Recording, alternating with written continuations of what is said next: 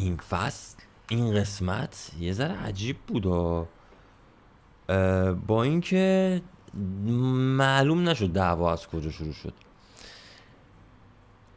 من حالا نمیدونم، شما رو نمیدونم، من خودم به شخصه متوجه نشدم از اصلا چی شد که دعوای بین چیز ستاره و عرفان از کجا شروع شد. علی از کاپوت چه خبر؟ پی وی اکانت کی هستی تو کی؟ آره، یه دیدیم که یه صحنه درگیری ما داریم مشاهده میکنیم.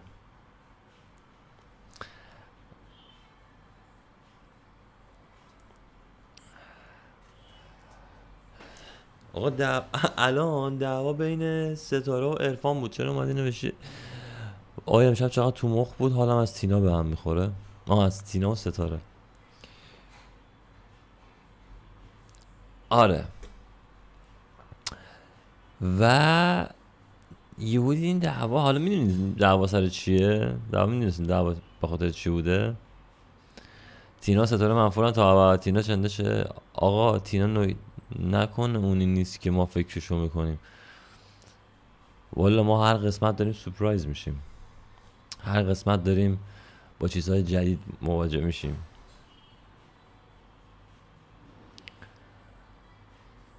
علی خونتون چه خوشگله، تو کانال مارال دیدم، قربونتون برم، مرسی. یهو دیدم پشت شیشه دیت تینا بهادر شروع کردن جیغ. امشب یک سوال، چرا اینو نشون ندادن؟ چرا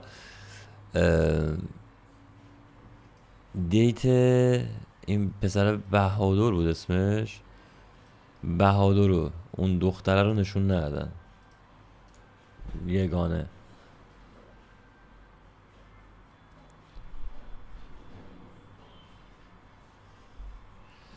صفحه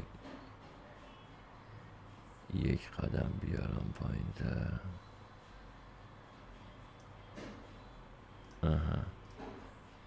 فعلا این صفحه چت اینجا باشه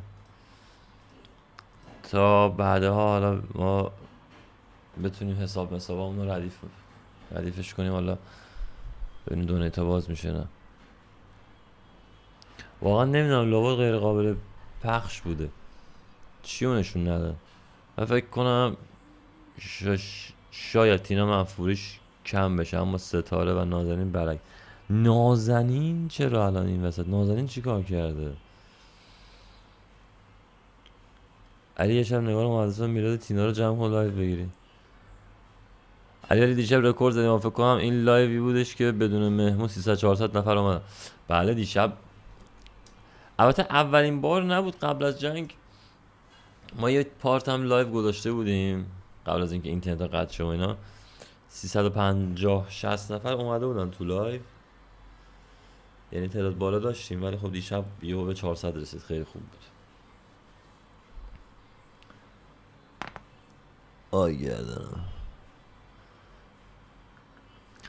این قسمت بذاریم بهتون بگم، این همون قسمتیه که عرفان برمیگرده به ستاره میگه برو بابا تو که تتلو شاشیده رودی، همچین چیزی. ببخشید که این حرفو دارم میزنم. فکر میکنم این قسمته، فکر نمیکنم، 100 مطمئنم این قسمته، چون از دعواها دقت کنید، از گفته ها دقت کنید و خود ستاره هم گفت آقا من گذشتم و چرا میکشیم وسط. این داستان هم برای گذشته بوده. داستان اینه، یعنی اینجا این دیالوگ گفته میشه، حالا چیز میشه دیگه، سانسور میشه، ما متوجه نمیشیم. اینو که عرفان میگه یهو ستاره لیوان پرت میکنه، گلدون چیه، وای قندون پرت میکنه، نه چی بود، یه چیزی پرت میکنه.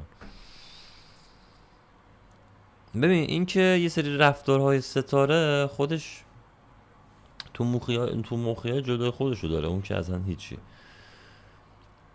ولی این که عرفان هم این حرف رو زده، به نظر من حرفش زشت بوده واقعا، جلو جمع، اونم به یک دختر این حرف رو بزنی.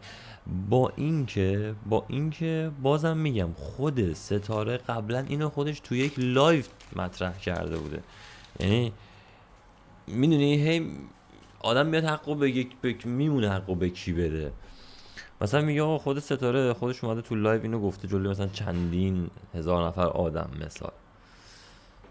و وقتی که خودش این قضیه رو میگه باید به دو تا چیز نگاه کرد. اینکه یه خودش اوکی با این قضیه، یا وقتی مطرحش کرده حتما مشکل نداره دیگه، میدونی. یا آقا اون موقع حالا ناراحت بوده این حرفو زده یا هر چیز دیگه، الان توی اون جمع دوست نداشته مثلا کسی بهش این حرفو بزنه احتمالا. نمیدونم نظر شما چیه؟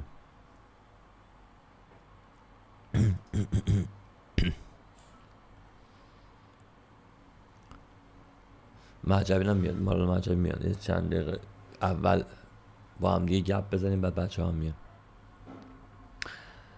حتی یگانه گفت عرفان به من از این حرف گفته.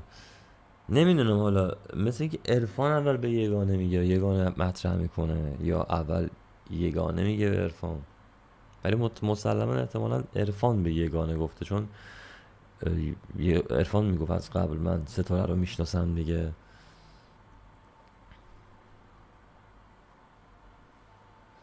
رعنا و یگانه عالی. چرا توی فصل 3 همه تتو دارن؟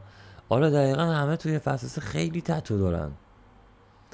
همه توی فصل 3 واقعا تتو برانگیزن. چرا یه دو سه نفر یکی دو تا بچه ها تتو نداره، مثلا امیرعلیه با پویا تتو نداره. وای گفتم پویا آقا دعوای اینا تموم شد، اینا چرا سر صدا سر یک لیوان که رو میز میزنن بحث کردن؟ من اینجا هم باز برام عجیب بود، میگفتم بابا چرا سر چرت و پرت بحث میکنید شما؟ یه خورده این قضیه هم برای من چیز بود، گفتم بابا بیخیال دیگه. یگانه صدا ضبط کرده. ببین یک حالا چه یارو منفور چه محبوب هر چیزی، ضبط کردن صدا خیلی کار فولیه. توی فصلهای پیش هم یه چند نفر این کار کرده بودن. آقا خیلی دیگه زای است. ببین شما با یه چند نفر توی یک خونه دارین زندگی میکنید، اینکه بیاید صداشو ضبط کنی به قایمکی بهش نگی و یه کاری کنی مثلا اون جریداشه یه حرفی بزنه که تو مثلا ازش آتو داشته باشی، قشنگ این کار جالبی نیست از نظر من. حالا شاید بگین کار خوبی کرده فلان، ولی من شما اینو فرض کن که آقا یکی بیاد خونه شما با شما صحبت کنه، درد و دل کنه، مثال میگم و اون درد و دلتون رو ضبط کنه و بره به کسی که مثلا دوست ندارید بشنوه نشون بدید، براش پلی کنید. خب 100% عصبی میشی میری تو مخت دیگه. مثلا این داستان قسمت فصل 1 برای محدثه هم پیش اومده بود. صداشو کی ضبط کرده بود؟ صدا محدثه رو تناز رکورد کرده بود یا ترانه، نمیدونم. تو فصل 2 هم همین اتفاق افتاد، مهیار صدای بچه ها رو ضبط کرده بود. علی خوشگل شدی قربونت برم، دورت بگردم، فدات شم. نازنین فقط برای مسخره بازی اومده. نازنین که اصلا کار خاصی نمیکنه، اصلا نازنین حتی مسخره بازی هم نمیکنه.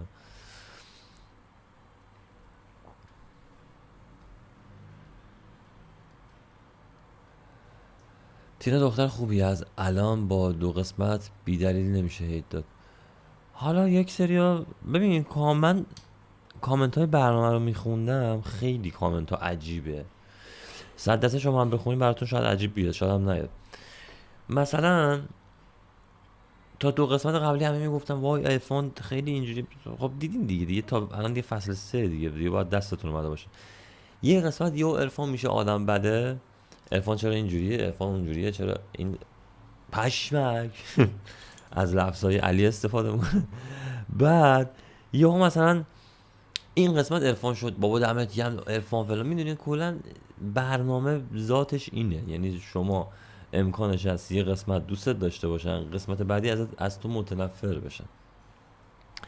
الان مثال الان از خیلیا که حالا خیلیا عمدتا متنفرن، مثلا یعنی هیت میدم بهشون، من سانازه، مثلا سانازه خیلی میبینم تو کامنت ها بهش هیت میدن، یا ستاره جدیدنم که تینا. مثال میگم یهو میبینی اینا الان 3 قسمت 4 قسمت 10 قسمت 30 قسمت بعد یهو میبینی میشن گاد. داستان آقا فصل 1 نگار رو یادتونه فصل 1 چقدر هیت میخورد، همه میگفتن نگار خیلی پیک میه، وای نگار چرا اینجوریه، چرا نگار خوشو میچسبونه به اینو. بالا نگار یه جوری محبوب شد کلکو پرمون ریخ.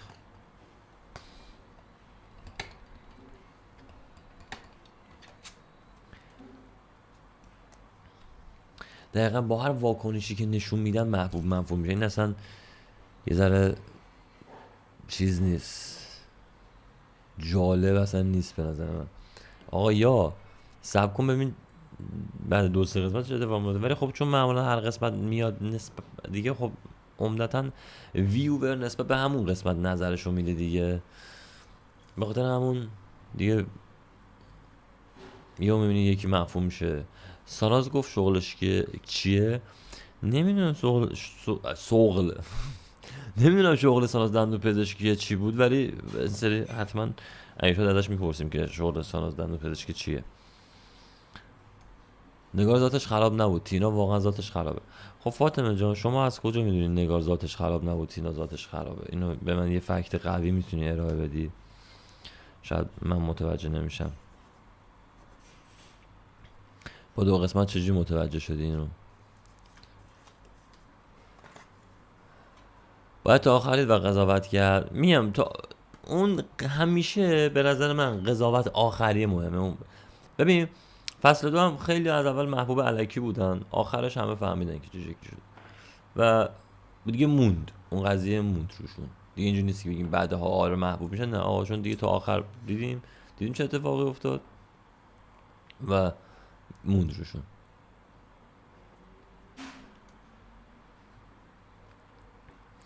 به نظر که یاد فصل 3 تا این قسمت منفور شدن. ببین من نمیخوام اسم شخص خاصی رو بیارم، نسبت به رفتار میگم و کامنت هایی که میخونم. من خودم همیشه دوستم بریم تحلیل کنیم، نظر همدیگه رو بدونیم. بیشترین هیتی که من تو کامنت ها میگیرم و خودم هم نتونستم ارتباط باش برقرار کنم، بنده خدا ساناز بود. من خودم نتونستم باش ارتباط برقرار کنم. آقا من ناخواسته اصلا قسمت هایی که ساناز صحبت میکنه واقعا اسکیپ میکنم، میزنم میره، چون میدونم از طرف میدونم رابطهشون فیکه، اصلا دلم نمیخواد حتی دیالوگاشون بدونم چیه، واقعا مثلا میرسه اسکیپ میکنم. توی الان کامنت ها من بیشتر دارم اینو میبینم و خیلی پویا رو دارم میبینم، خیلی ساناز و ستاره رو دارم میبینم و تینا دیگه دارم میگم. اینا البته همه رو من تو کامنت ها میبینم نظر میدن، یعنی تنها کسی که خیلی راجبش صحبت نمیشه رعناه. اصلا راجب رعناه صحبت نمیکنم. دیگه کی بود؟ دخترها ساناز اصلا خیلی ریاکشن خاصی نشون نمیده کلا.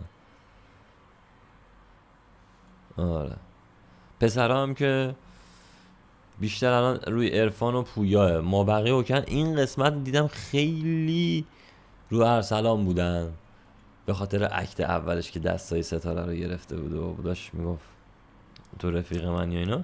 یه ذره قبول دارم زیادی بود، میدونی. به نظر من انقدر بعد 2 روز مثلا به یکی بگی تو رفیقم، من به خاطر تو پارتنرم و فلان اینا، یه خورده زیادی بود. حالا شاید ارسلان قصدش اینه که مثلا کاپلا یا به همه با هم اوکی باشن، همه با هم ردیف باشن، احتمال به خاطر اینه. فصل 3 مثلا محبوب نداره 8 قسمت تازه اومده. تو 8 قسمت نمیشه گفت واقعا تو 8 قسمت نمیشه گفت اصلا محبوب داره یا نداره. یا میبینی داره آقا، یا میبینی اون کسی که فکرش هم نمیکنی میشه محبوب دلت.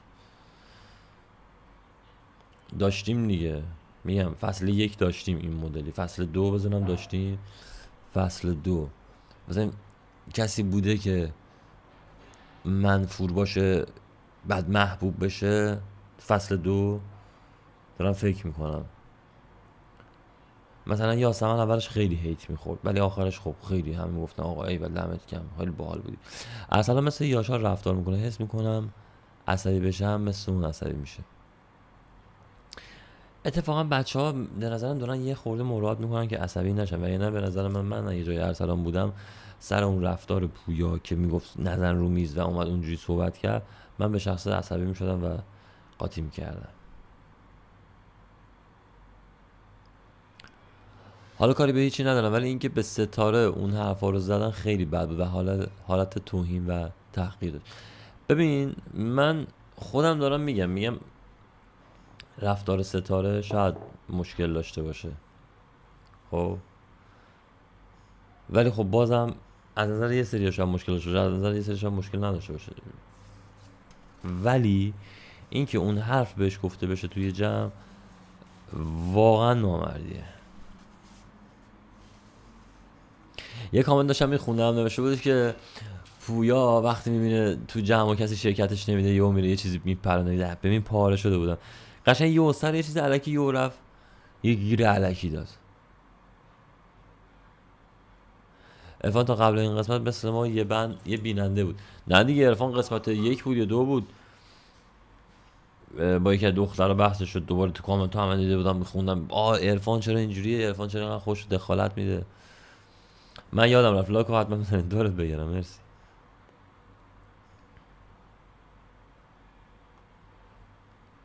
بس ببینم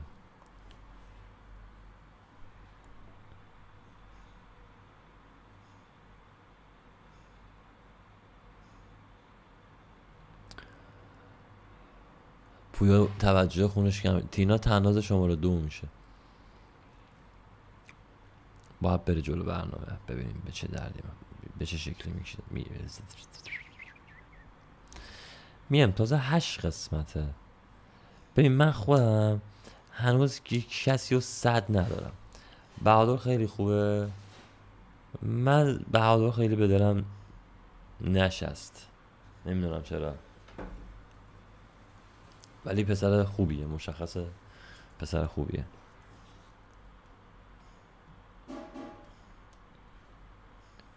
آره بذار حالا بره جلوتر، قسمت های جدید بیاد، افراد جدید میان تو، داستان های جدید شروع میشه. انقدر این داستان های جدید عجیب غریب پیش خواهد رفت که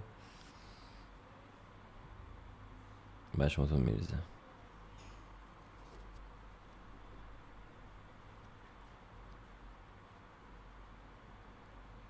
یه دقیقه صبر کنیم ببینم.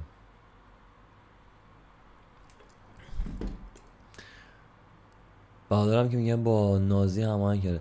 منم همچین چیزی شنیدم و دیدم میگن که خب دو جفتشون چون انگلیسی بودن با نازی هماهنگ بوده. عرفان که الان با یه دختر روسی تو رابطه است، پس 100% تو عشق قوی حذف میشه. عرفان آره حذف میشه.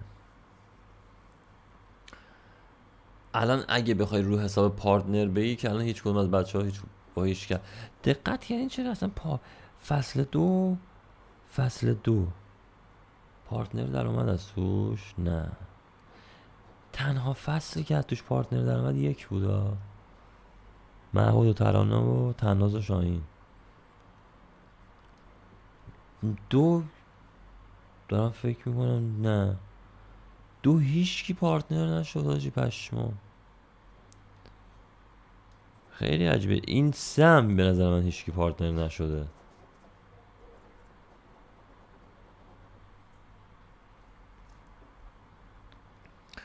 تناز مثل این که رفته چیز دیگه، چی بود اسمش، اون کشور بالی. نه نه یه جا رفته یادم رفته. علی ستاره خیلی سریع‌تر از سر کی داره حرف میزنه داره مسخرش میکنه. میگم یه فیلم بود کلا بیرون ازش خبری امیر محمد ستاره با هم توی اون فیلم بودن کنار هم داب میگرفتن بعد برنامه وارد. نمیدونم احتمالا بعد برنامه است دیگه، چون فکر نکنم داخل برنامه باشه.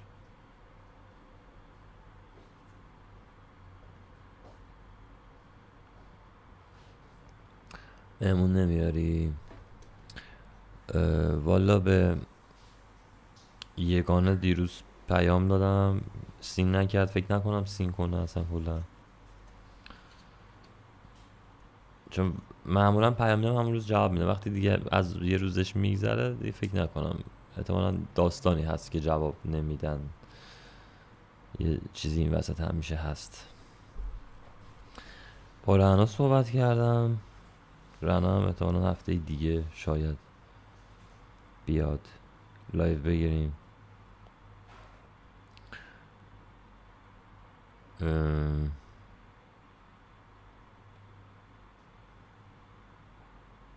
دیگه که فعلا همین، با بچه های دیگه صحبت نکردم. کیا رو دوست دارین اصلا بیارم تو لایو خیلی باش حال میکنید فکر میکنید؟ نگین فن زیاد داره، منفور نمیشه، فضای مجازی رو دستش میگیره. ببینیم چجوری پیش میره دیگه. تنازم تو فصل اول خیلی مثلا میگین نگین فن زیاد داره، به نظر من چیزم فن زیاد داشت. چی بود اسم این دختره خدایا؟ آیدا. آیدا فالوورم زیاد داشت، فن زیاد داشت. یا این دختر روژان، یا این دختر یوسی که اومده بود. ببین فن طرف فقط اونو میبینه خب، ولی اونی که برنامه رو میبینه فن کسی نیست، صرفا برنامه رو میبینه، یه براش مهم نیست خیلی. دقیقا داده تناز هم خیلی فن داشت، ولی خب مردم عاقلن. بله اینجوری نیستش که به فن و اینا نیستش که. ستاره رو نیار علی، رو پات میشینه تو مارالا ازت دور میکنه. رو پای کسی نشسته مگه بعد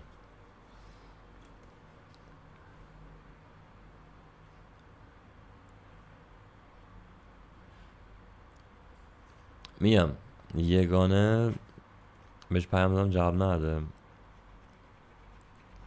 فکر نکنم هم جواب بده. یگانه پس تا اینجا احساس کنه ساعت کنسله.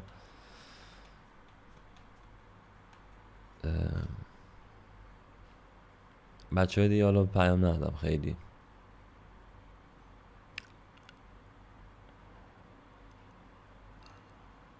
ولی ما با دیدن برنامه فن خانواده مگول شدیم. خب دیدن برنامه به کنار، بعدش هم خب فعالیت ها هم بود دیگه، میدونی چی میگم.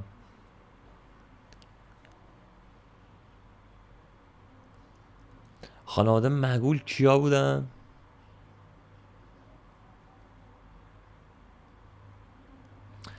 ستاره، با ستاره صحبت کردم، بنده خدا گفت خیلی هیت دارم الان، اگه بیام تو لایوت تو هم هیت میگیری، حالا بذار سر یه فرصت مناسب و اینا. منم گفتم باشه حله. ببین این فصلم حس میکنم مثل فصل قبل میشه، کلا 3-4 نفر بچه ها بیان ما بقیه دیگه اوکی نشن، یعنی چون حالا نمیدونم داستان چیه، اینا پشت میبندم با هم یا میگم لایو علی نرو، حالا هرچی هست مهم نیست برای من خیلی، من لایو هم میگیرم با هم گپ میزنیم خودمونیم. حالا دوستانم اومدن که لایو ما رو چراغونی میکنن.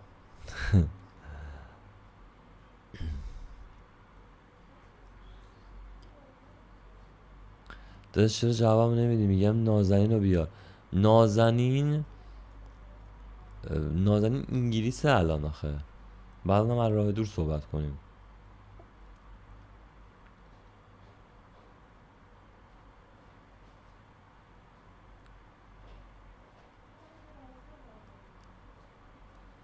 حالا اومدن یا نیومدن کسی خیلی برام مهم نیه. من صرفا دعوت میکنم دوست دارم طرف مقابلم بیاد.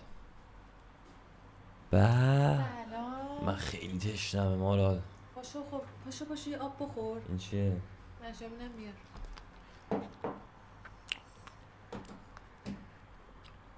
این خونکه؟ نه.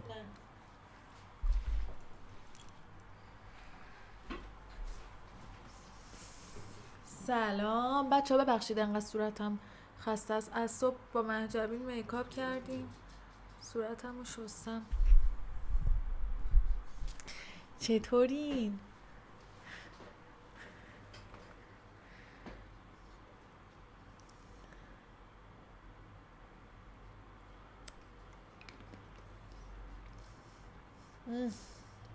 اوه یخه.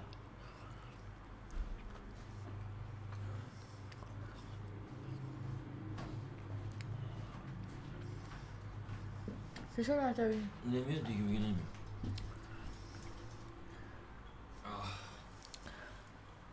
چرا لک داره؟ یه دفعه برون بر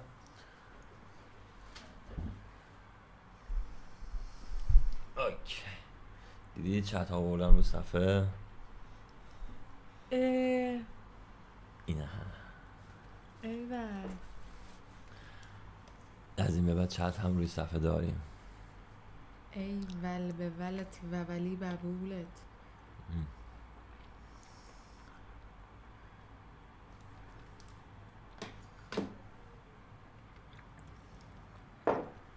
خب بچه ها دیدید که این قسمت نظر چیه؟ به نظر من ریدن کی؟ همشون ریدن. آها یه چیز دیگه هم که من تو کامنت ها خوندم نوشته بودش که چرا ستاره داشت با عرفان دعوا میکرد، هیچکی نرفت جلو ستاره رو بگیره جز ارسلان.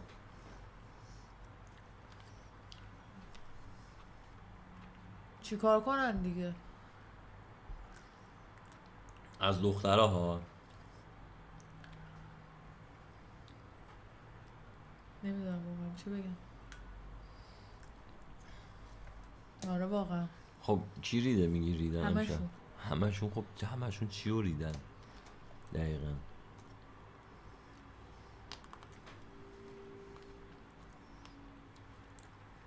در سرویس ها تو کامنت ها نوشته بودم همینو میخوایم یعنی یه قسمت هایی که دعوا داره خیلی هیجان داره. خب یزید معلومه این قسمت هایی که دعوا داره هیجان داره. ببین اون حرفی که این پسر چی بود؟ اون حرف زد به ستاره که باش دعوا شد. ببین منم دقیق نمیدونم چی گفت. اسمش چی بود؟ کی؟ این پسری که با ستاره دعوا شد. عرفان. که اون حرف زد، حالا سانسورش کردن. اما گفت که تتلو رو دستشویی کرده. آره. دیگه ببین از شروع دعواشون رو نشون نداد که ستاره چی کار کرد که عرفان یهو اون حرف رو بهش زد، میدونی؟ یعنی چون اون قسمتی که دعوا شروع شد تصویر روی کی بود؟ البته اینو بگم اینا بحثشون از دیروز بودا.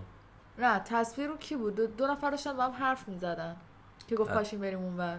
تصویر رو تینا و اون پسره بود، دیتشون بود، داشتن دیت. آره داشتن گپ میزدن. صدای داد و بیدارشون میومد، معلوم نبود از رو چی دعواشون شروع شد که عرفان اون حرف رو بهش زد. ستاره که اصلا کلن اون هیچی، به هیچ وجه ستاره واسه من سفید نمیشه و نه خواهر شد. اصلا از شخصیت این آدم واقعا من خوشم نمیاد.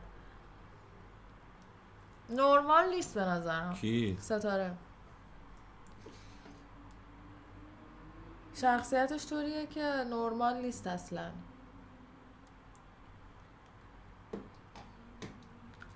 خب مارال اصلا نورمال نیست. بشیارو اونجوری برگشتن کلا شخصیتش کاراکترش آدم نورمالی نیست اصلا. خب کارشون که خیلی زشت بود که اومد اون حرفو زد. اون که اصلا هیچی. من دارم راجع به خود شخصیت ستاره حرف میزنم. واقعا آدم نورمالی نیست. مثلا اول چسبید پویا، بعد که یگانه مثلا میخواست با ارسلان دیت کنه رفت چسبید به ارسلان، بعد کلا لای پسر اصلا با دخترها فقط مثلا با چند نفر اوکیه، اونم چون احساس خطر نمیکنه و بی دلیل روی یگانه گرفته، در صورتی که یگانه اصلا ازش معذرت خواهی کرد واقعا. حالا من خب نمیگم ببین. یگانه خوبه ها، نه اصلا یگانه هم باز اون خودش یه سری بریاشو داره، ولی طرف معذرت خواهی کرد، باز اومده میگه این آدم هیچ جوره برای من فلان نیست بیسار. نه بابا بیخیال، یه سری مدلیان چیه کجای دلم بذارم؟ یارو چیکارش کرده مگه؟ اصلا این کلا تو دیواره به نظرم. شخصیت آنورمالی داره دیگه واقعا، اصلا یه جوره هیچیش قابل درک نیست برام.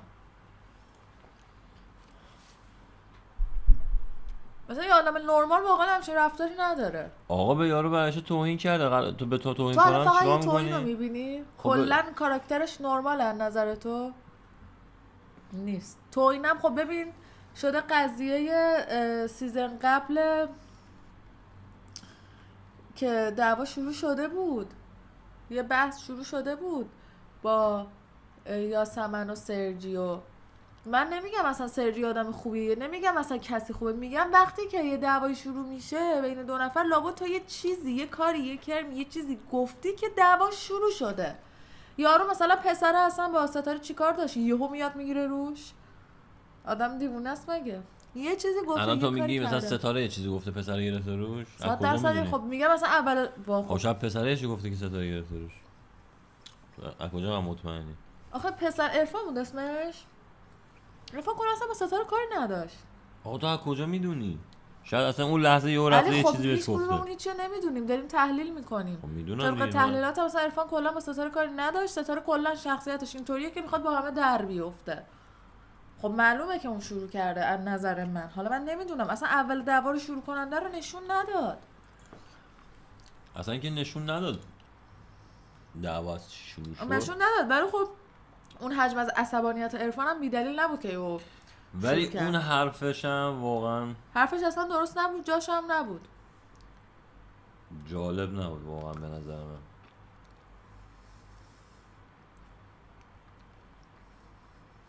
نازنین داشت میگفت داشت عرفان با نازنین حرف میزد ولی ستاره پرید وسط. سلام بچه، من میخوام آشپزی کنم، باز لایو گذاشتید، دوستتون دارم، قربونتون برم، مرسی. مال نظر در مورد تینا چیه؟ بابا تینا چی کار میکنه من تینا نمیفهمم. هنوز شروعی نکرده، ولی الان باز میگن چون تینا اومده داره طرفداری میکنه. نه اصلا من اصلا طرفداری هیچکیو نمیکنم. تینا هم یه جا که شروع کردی و برگشت گفته بود، تینا هم به وسطش اومد. یه جا که برگشت گفتش که این خانوم به هیچ جوره اصلا برای من سفید نمیشه، همون جوری فلان بیساره و اینا. ببین خودمونیم خدایی بعد این همه سیزن و داستان و حرفا و دعوایی که دیدیم نسبت به همه این سیزنایی که دیدیم، واقعا یگانه کار چیز خاصی نبود که اینجوری هم بگیرن روش. اصلا من یگانه طرفداری نمی‌کنم، اما چیز خاصی نگفت که همه اینجوری بگیرن روش. کلا با یگانه لج کردن. اشتباه بودن حرف عرفان دلیل به خوب بودن یک ستاره نمیشه. نه اون که 100%.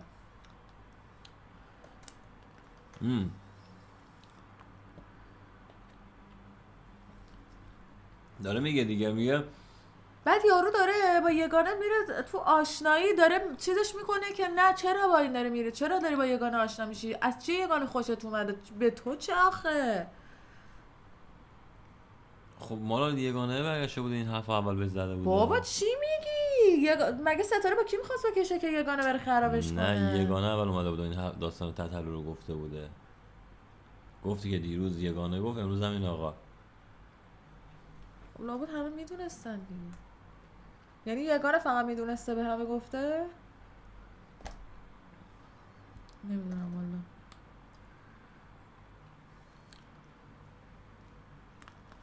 نمیشه یگانه پشت صحنه میگه. نمیدونم، من نمیدونستم.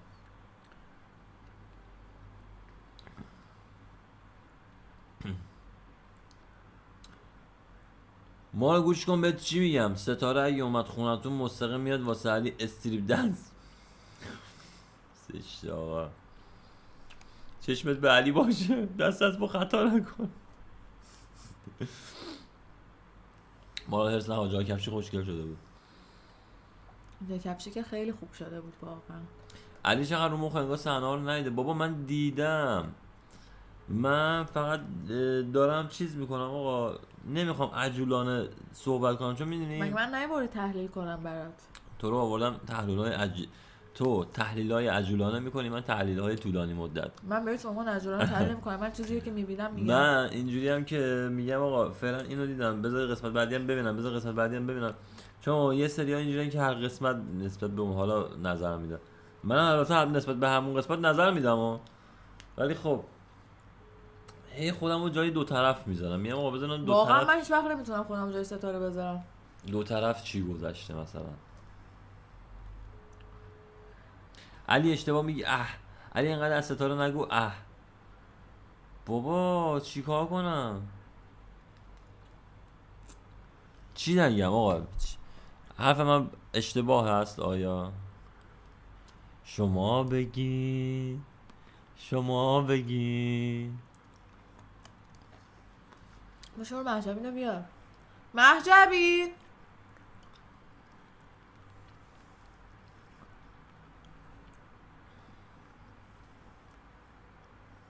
آره بابا 20 قسمت دیگه همه چی عوض میشه. یهو میبینی همینایی که الان دارن مثلا تو چت میگن وای اینو نگو، وای اینو نگو، میان میگن وای ما عاشق فلانی، ما عاشق بیساریم. به خدا دیدم اینجوریه دیگه. خب تا بعد فصل ببینیم چی میشه سومه. دیگه. حالا ما فعلا تا اینجا داریم فصل می‌بینیم. اول دیدیم چه جوریه دیگه. ولی واقعا کاراکتری که ستاره داره من هیچ وقت نمیپذیرم.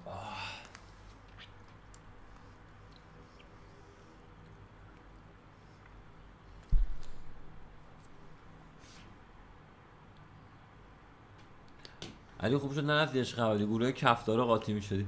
من خودم دارم میگم، من اگه میرفتم عشق ابدی جزو کفدارا بودم. من خودم اصلا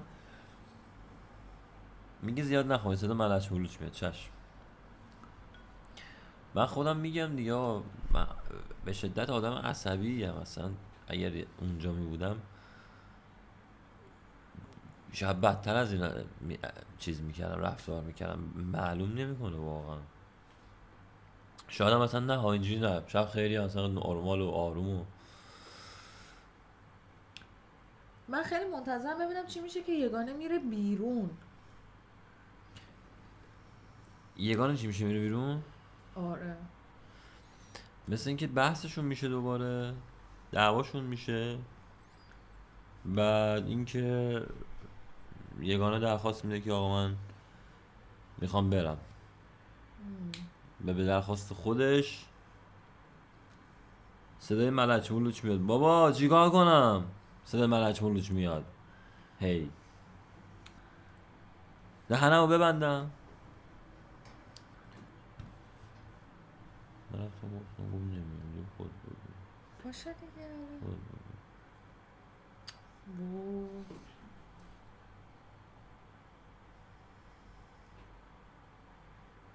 ستاره گریه میکرد میگم منو ندید بیرون، تو دید همه گفتم باشه، نظرش عوض شد. نه گفت منو بدید بیرون.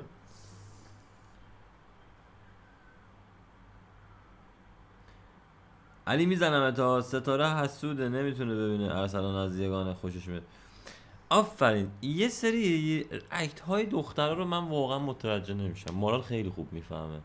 مثلا من دارم برنامه رو نگاه میکنم، مثلا مارال نگاه میگه اینو فلانی نگاه داره چیکار میکنه، معلومه داره مثلا این کار میکنه. بعد من اینجوریام که میگم بابا این که داره خیلی نرمال رفتار میکنه مثلا.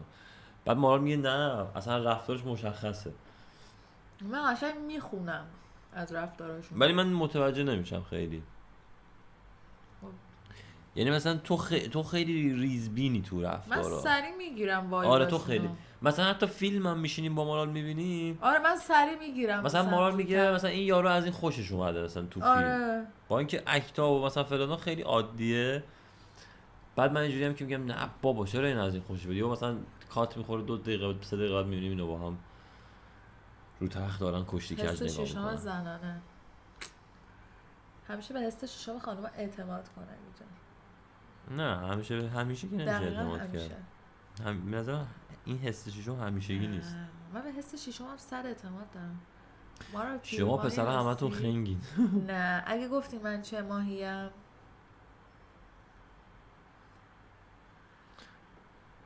یگانه دروغ نمیگه، خیلی رک و خیلی هم باهوش، خایمالی کسی رو نمیکنه. برای همین من از یکی شنیدم، یعنی اون شخصی که اسپویل ها رو از توی برنامه به ما میداد یه حرفی زده، چی؟ نمیتونم بگم الان. به من بگو. به من بگو من بگم. به من بگو. میخوای برات بفرستم؟ بفرست. نمیتونم. بابا بگو به من. شما بگین. بگو به من. شما بگین. بگو. بگو در گوشم. چه ماهی هستی گفتی ماه تو؟ نه هنو منتظر بچه ها حدس بزنن. بگو دارن حدس میزنن دیگه. 300 تا ماه بچه ها گفتن. آذرم. آذر. بگو در گوشم. الان نمیتونم. بابا در گوشم بگو، من الان نمیگم. در گوش بگم این میکروفون تیزه، صدا رو سریع بیا. میگیره. الان مثلا اون رو بچرخونی صدای ما نمیره. الان بگو. بوی علی خیلی سرتقیه. بابا این صدا میره، چه فرقی میکنه؟ بگو الان. بیا خیلی آروم. این بگو. صدا میره، فرقی نمیکنه. خیلی آروم بگو. بیا. 1 ثانیه صبر کنید وایس.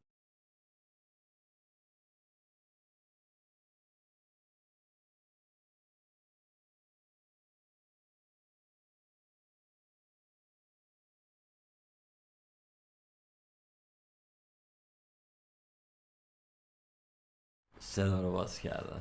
خب از کجا مطمئنه اون کسی که اینو گفته؟ دیگه خودش اونجا بوده دیگه. بچه ها یک اسپویل دارم. نه همینجوری خشک و خالی که نمیشه اینا گفت عزیزم. علی اردیبهشتی هستی؟ نه. به نظرتون من چه ماهیم؟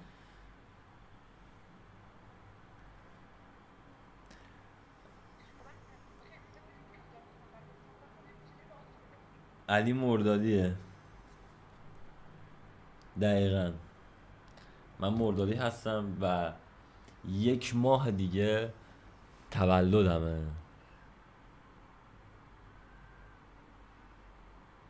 آقا داره ملی میشه. چی داره ملی میشه؟ داستان چیه؟ چه خبره؟ یه لیوان آب بخورم، خیلی تشنمه. شام اومد.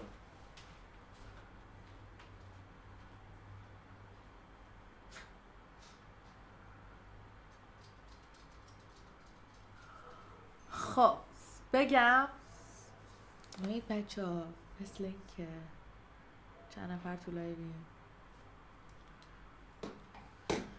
مثل این که وایسا صبر کن یه دقیقه. بذار مطمئن شم. الان میگم یه دقیقه صبر کن.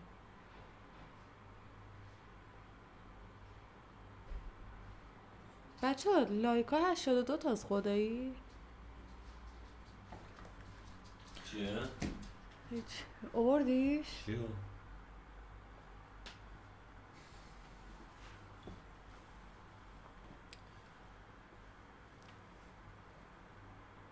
بفهم بخور.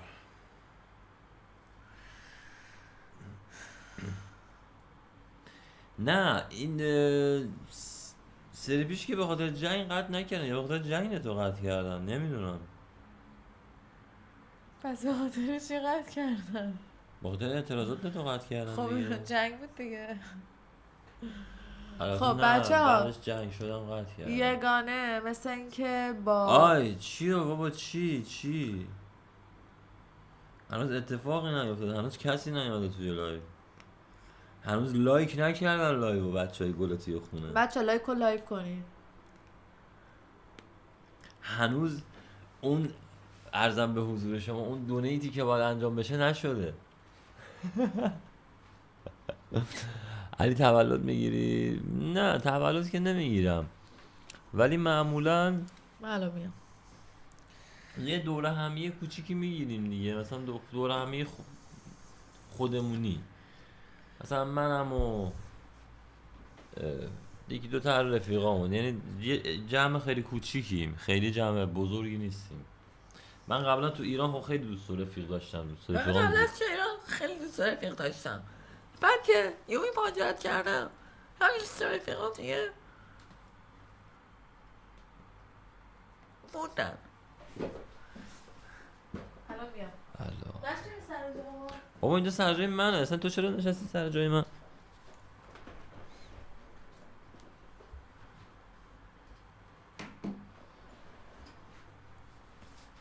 بله. یکی دونیت کنه ناموسم بفهمیم بیاگانه چی کار کرد. دهنتون سرویس.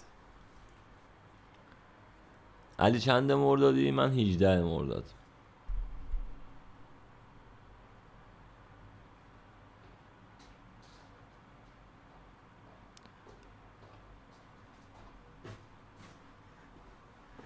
علی از سر جای من بلند شو. وای ما رو چطوری این علی رو تحمل میکنی؟ علی پاشو از فکرش سر جای من. پیرمردیه؟ یعنی چی؟ بابا بشین اینجا خب.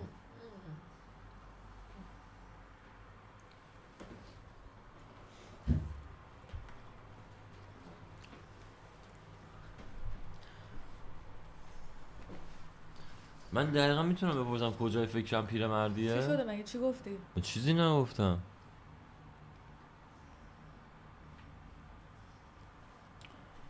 علی لایک ورژن معتاد علی بود. کی ورژن معتاد علی بود؟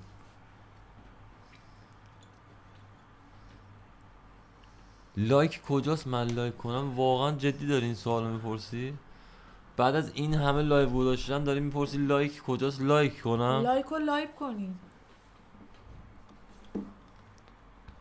پچمام بابا پچمام.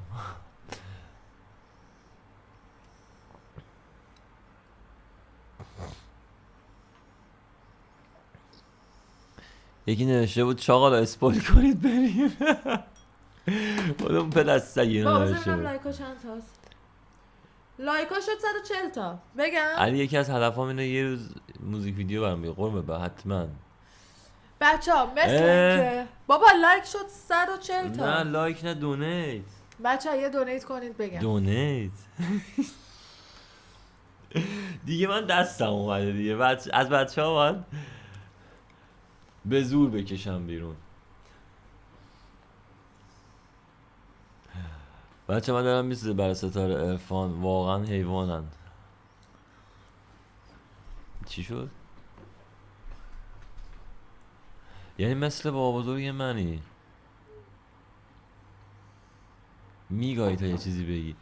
بابا چه ربطی گفتن، چه ربطی به بزرگ کوچیکی داره؟ میتونم مثل من یه متوجه. 2 تا اسپویل دیگه هم بگیرم.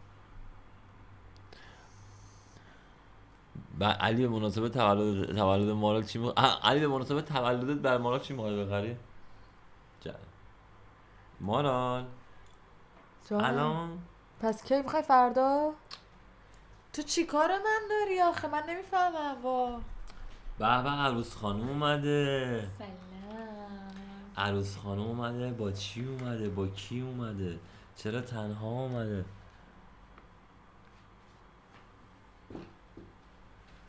چیز کن. چرا حالا من اونجوری نگاه میکنی؟ ها؟ چرا من اونجوری نگاه میکنی؟ میخوام یه تو پیام بده به جای من. آره بده. خب چیز کن دیگه، یه ذره برون بکش کنار محجم اینم مشخص شه. حتی باید بیا جلو محجبه.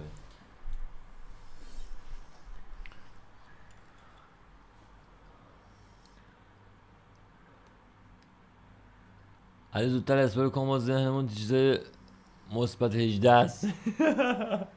نه در اون حد نی.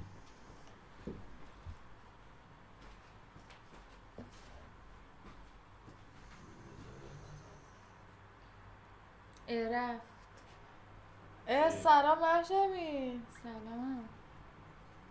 محجبی قهر بود با من بچه ها تا الان. اومد تصویر. این چیه؟ آها این اینه. بچه ها محجبی قهر بود با من تا الان.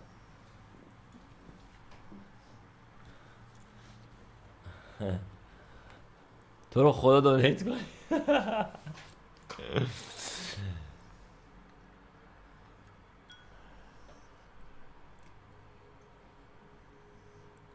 یگانه خود واقعیشه، واقعا بازی و نقش بازی نمیکنه. نه ببین اونی که نقش بازی میکنه مشخصه واقعا، اونی که هم خود واقعشه بازم مشخصه. ببین مثلا عرفان مشخص خودشه قشنگ.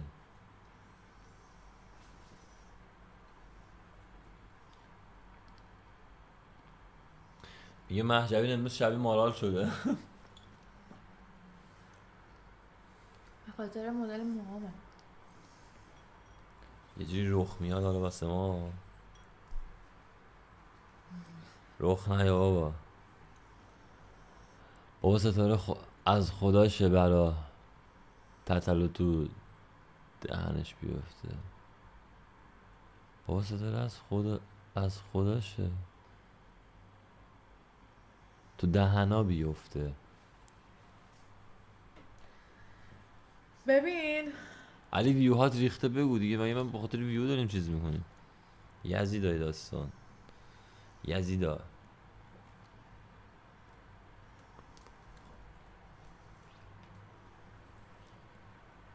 مهجبین کیه؟ مهجبین خواهر مارال دیگه.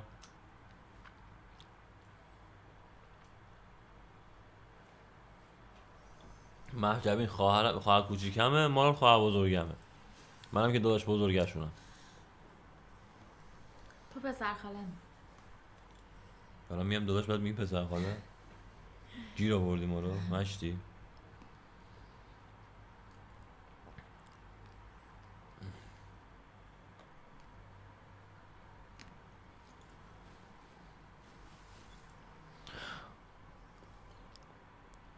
علی بزن به حسابم بعدم دونیت میکنم. میبر. نمیشه آقا نمیشه. اینجوری بخوایم پیش بریم لایو، اون لایوی که باید اول اسپویل کنی چیزیو. مهجبین اینو استوب کن فدات شم دیگه، داریم لایو میزنیم قربون برم نت. الله اکبر. همه میگن مهجبین کیه؟ من خواهر مارالم. صبر کن. خواهر بزرگه مارالم. نت ضعیف، نت خیلی ضعیف. بذار من قطع کنم. میگه مهجبین زن دوم علیه. نت چرا انقدر ضعیفه؟ اینترنت چرا انقدر ضعیفه؟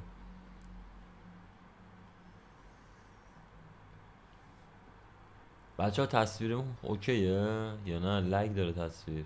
یه ترای بدین. قطع شدی؟ آره قطع شدی.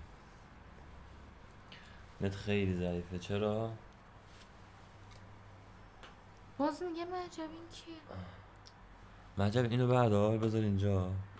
دست ما رو پاره کردی. حالا ننداز اینو.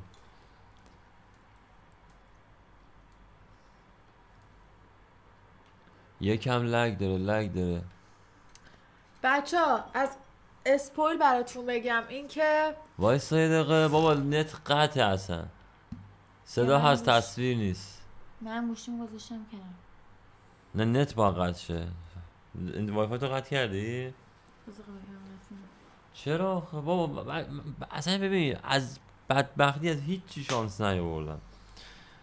الان من بگم. نت تو قطع کن اول از همه. وای فای قطع کن بذار نت درست شه.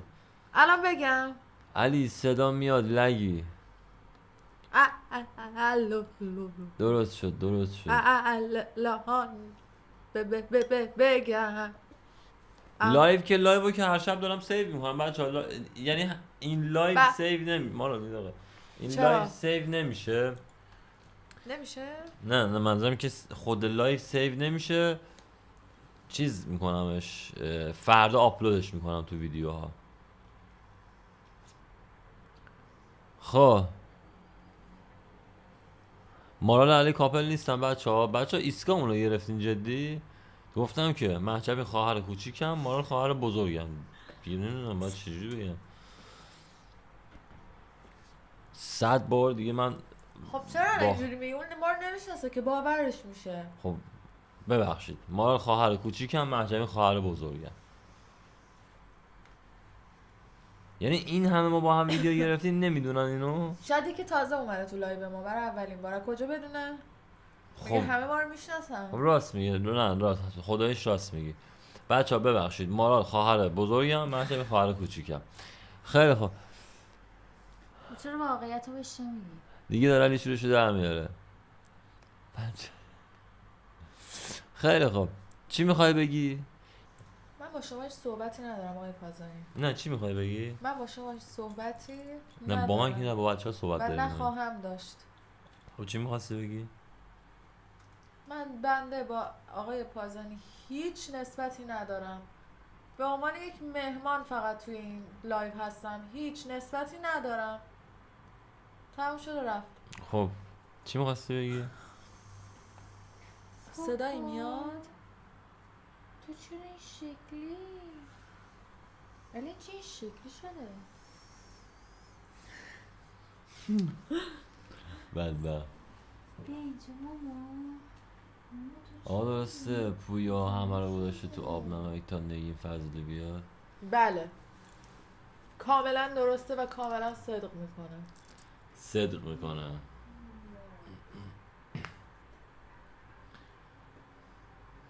دست اونه تو دستاش، بابا میاد با یه ملاقه میاد، کفگیر میزنه. چه صبری داری مارو جان؟ من اصلا صبر نمیکنم، چون اصلا برای من چیزی مهم نیست که من بخوام صبر کنم. خب اجازه بدید من براتون یک اسپویلی انجام بدم. اینکه خب اسپویل چیه؟ صدایی میاد کسی صحبت کرد؟ نه چه بخوام کامل یهو بالا یه صدایی بیاره. میاد. کوکو میخواد بالا بیاره الان. به اولین دونیت، مرسی، مرسی از افراجان. خب مارالون شما آزادی که هر چیزی دوست داری دارن بگی. میزنن جنگ شد، باز جنگ شد. کجا رو زدن؟ سیریک همجون جایی بندر عباس بوشه بلوچستان. خیلی خوب. اینکه هر یک دونیت یک اسپویل.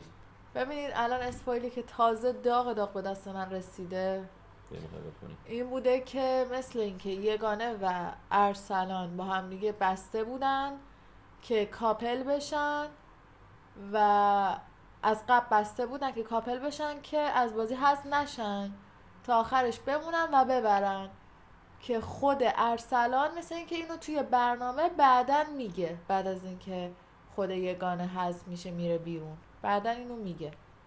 حذف که نمیشه، خودش میره بیرون توی برنامه. دقیقا این جمله به دست من رسیده. حالا صدق میکنه یا نه I don't know، ولی اسپویلی که الان به دستم رسیده منبع موثقی داره. منبعتون چیه؟ منبع آب؟ یک اسپویل دیگه هم که دارم. منبع چیه؟ منبع آبه؟ اسپویل بسیار بسیار چسبنده ای هستش. بس یعنی باید دونیت فراوان بزن. چسبنده یعنی چی؟ صدای همش احساس کنم یه نفر داره حرف میزنه، نمیدونم کی. ای خدایا، نمیدونم به بامزدگیت بخندم، گریه کنم، هوار بزنم، چی کار کنم؟ 400 نفر اومدن توی لایو. مرجم این چرا اینقدر تهی تو؟ بچه خوابه. آها به اون دلیل. پس اینو میدونستم. از کجا میدونستی؟ نه اینو نمیدونستی. از کجا میدونستی؟ اینو فقط من گفتم.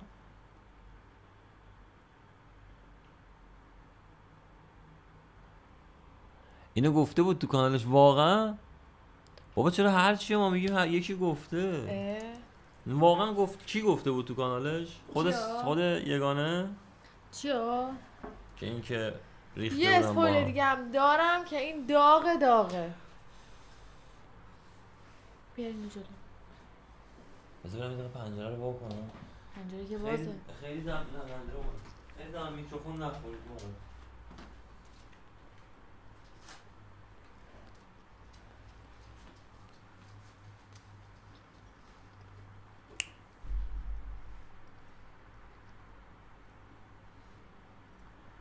اسپویل بعدی من اینه که ای تینا صبر با کن. ای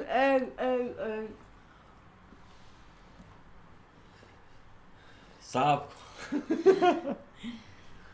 بذار ببینم بچه‌ها چی دارن. یعنی بچه ها ازت شاکی هم نمیذاری هیچی بگی. شما اول درست معرفی کن بنده کی هستم.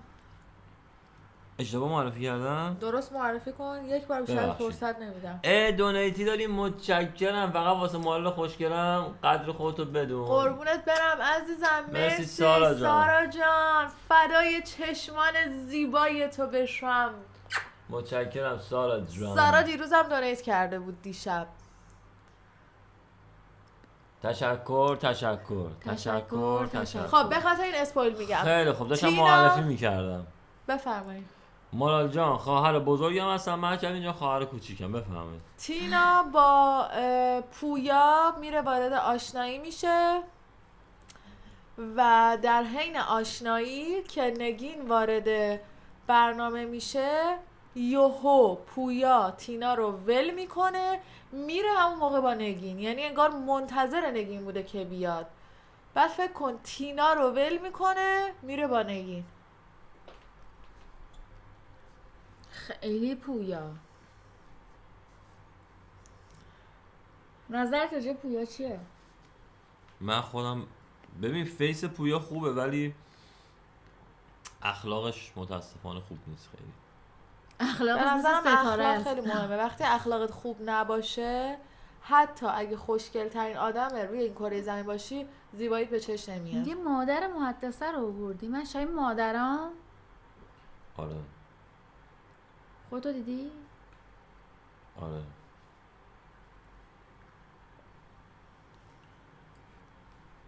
اینو تو از کجا میدونستی؟ من نمیدونستم. ها؟ همین الان به دستم رسیده این اسپویل. همین الان. همین الان. خب الان بگو من کیه تو هستم؟ حالا تینا هم چیز خاصی نیست با اون اخلاقش.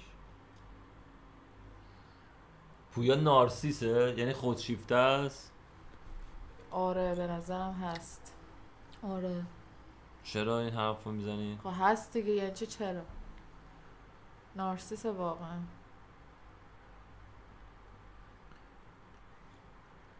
نارسیس. اسپم آها بگم این اسم مادر بزرگی محدثه ببخشید من هی مال رو اشتباهی معرفی میکنم، معذرت میخوام از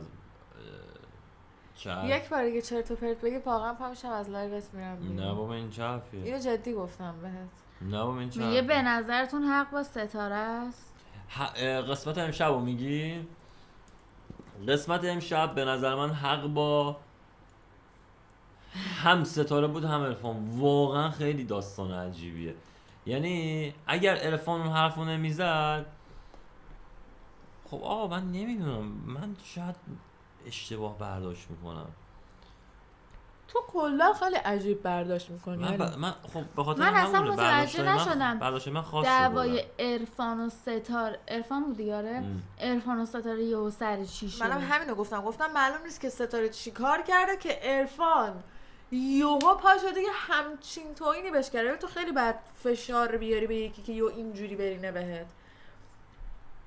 چرا یاسوج تسلیت؟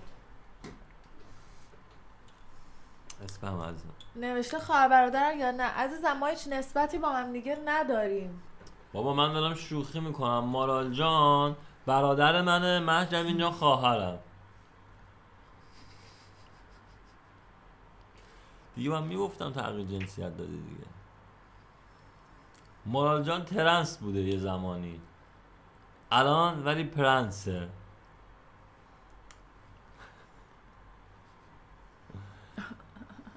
داره بابا نخمیدم بابا. من گفتم تو بخندی، گفتم چت بخنده. چرا زده شوشتر تسلیت؟ بنیامینه.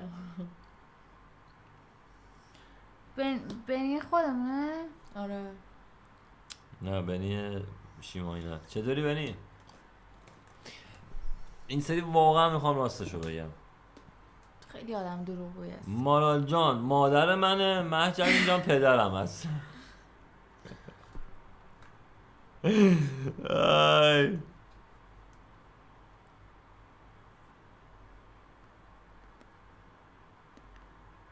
دیگه این قسمت چند میاد؟ یه فکر کنم 10 قسمت دیگه احتمالا. 10 قسمت دیگه؟ بابا تازه قسمت 8 الان. یعنی ممکنه یعنی مهمان سوم نمیاد نگین؟ عجیبه. پس مهمان بعدی کی میتونه باشه؟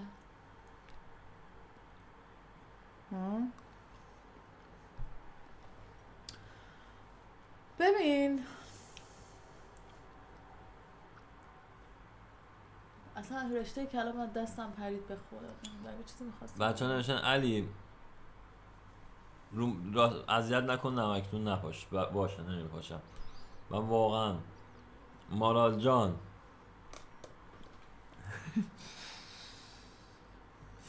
میخوام جدی نباشم ولی یه جدی میشم. ببخش مارال جان، میخوام شوخی کنم میزه. خب این شوخیه.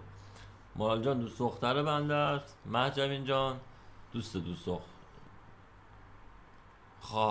خواهرشه. خواهر خانومم میشه. خواهر خانومم. خیلی علی ولمون کن مثل برای اینکه یه ذره فضا رو بچه عوض کنیم، گوشی من کو؟ گوشیم بیرونه؟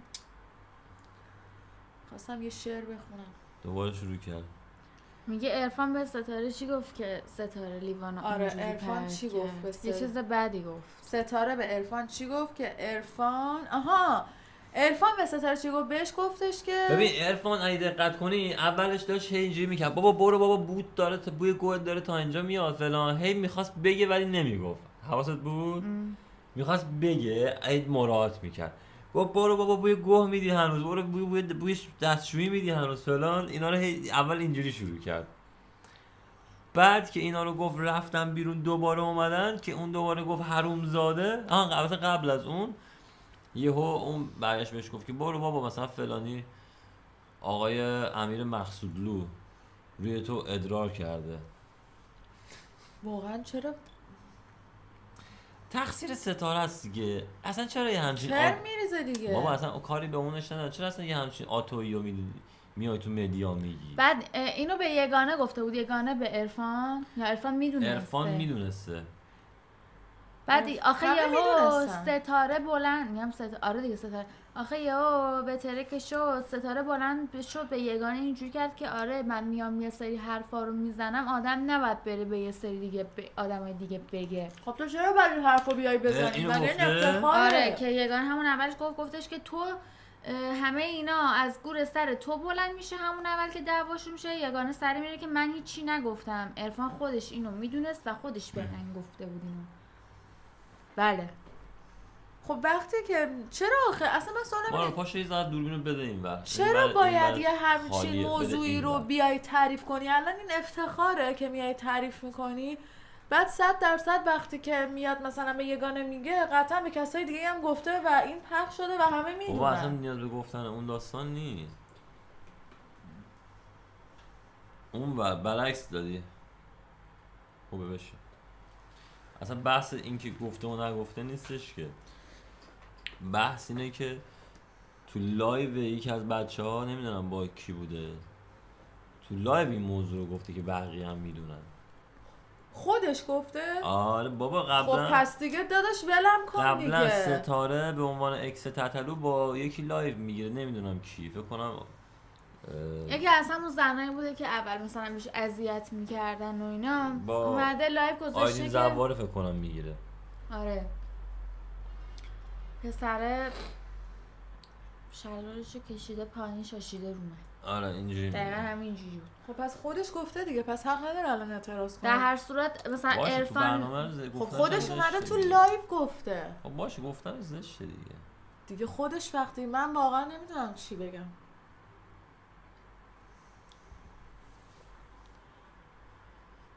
نمیدونم، اصلا همچین چیزی برای من قابل درک نیست. چراغ این خدا. شاخه دیروز متاسفانه سیمش کنده شد، باید برم سیمش رو درست کنم و این چراغش رو روشن میکردم. بچه ها نظر شما چیه؟ آقا واقعا میخوام بدونم واقعا منطقی نظر شما چیه؟ در رابطه با همین موضوعی که الان داریم صحبت میکنیم کجا؟ کار دارم. خب چیزی میخوای بگو نه بیارم. خودم میارم. بگو بیارم دیگه. سر جای من کسی نشینه. ما را در وصف نمک بازه علی یه شعر بگو.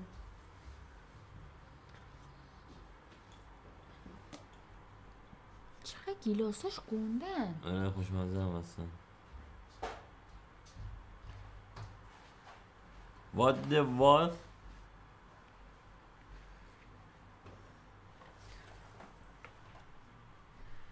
شما حرف میزنی من میخوام لگو درست کنم. مارال نه به نظر داریم چت میکنیم. تا حرف میزنیم به نظر تو اینو درست کنم یا اینو؟ اینو. فضاشم داریم چت میکنیم. اینو؟ اونو دوست دارم. اونو. اینو؟ آره. حرف بزنیم خب.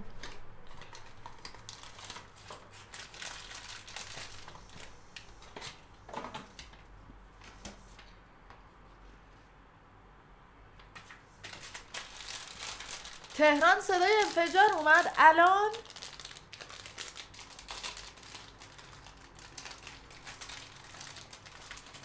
همه نوشتن ماریو.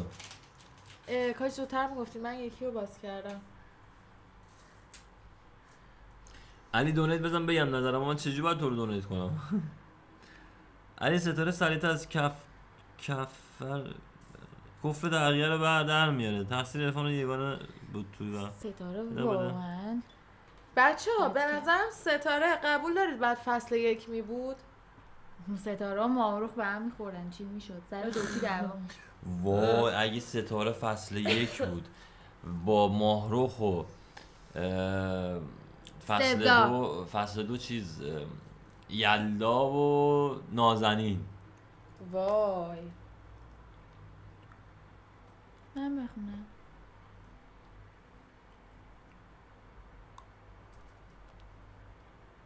تا وقتی که این لگو رو درست کنم تو لایو میمونم.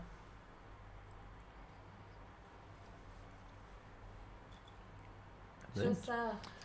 داریم یه چت خیلی می‌کنیم، ناراحت لامصب. کننده هستش که دارید ستاره رو مقصر میدونید. ما اینجا کسی رو مقصر نمیدونیم، ما فقط راجع بهشون نه، ما صحبت داریم میکنیم. ما داریم نظر من میگم میدیم. ستاره شرط روحی مناسب برای عشق ابدی نداشته، پس آره. اگه شرطشو نداشته نمیتونسته بره اونجا عزیزم. این بهتره، ولی باید 100,000 بار دیگه اتفاقات رابطه تلخش رو باید بگه که بقیه ازش عبرت بگیرن.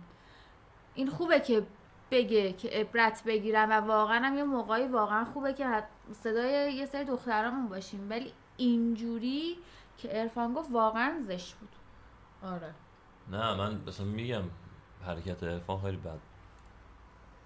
واقعا به غرور آدم برمیخوره، ولی باز هم ستاره ببین یه سری آدما دیگه خیلی باید از خودشون یه سری اخلاقای بد نشون بدن که طرف مقابل دیگه بگه بابا دیگه چیکارش کنم. میگم میدونی چی میگم؟ آره من خب میفهمم. بابا یه تو چی سری شاید میگی. تحملشون کمتره.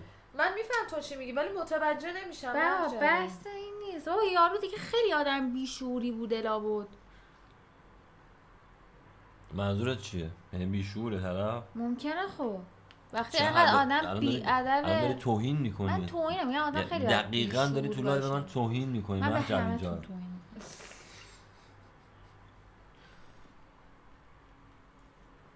ستاره فقط اومده فالا رو جمع کنه، الان هم داره از این حرف بچه ها سوء استفاده میکنه. پویا با اصلا با کسی کاپل میشه؟ والا پویا همه رو فکر کنم داره یکی یه دور امتحان میکنه. پویا اون پسر هست میگه همه رو مالیدن. پویا که منتظر نگین فضلیه، این که اصلا تو شکی نیست.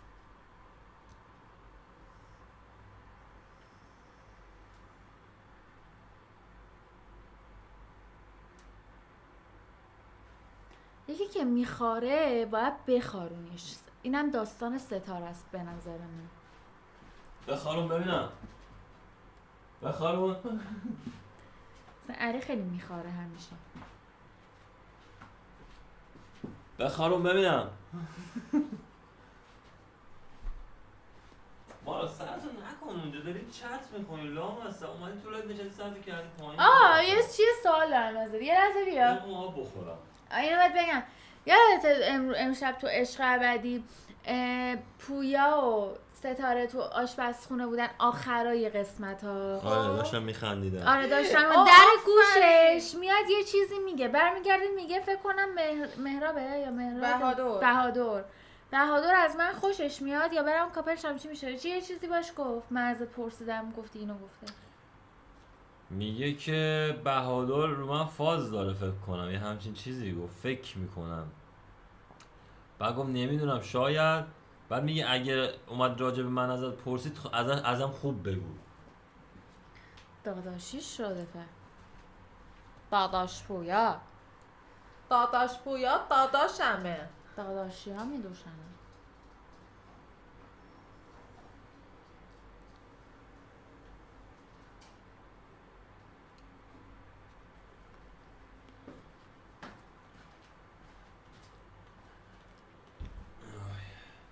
میگه نه راجع به رعنا میگفته.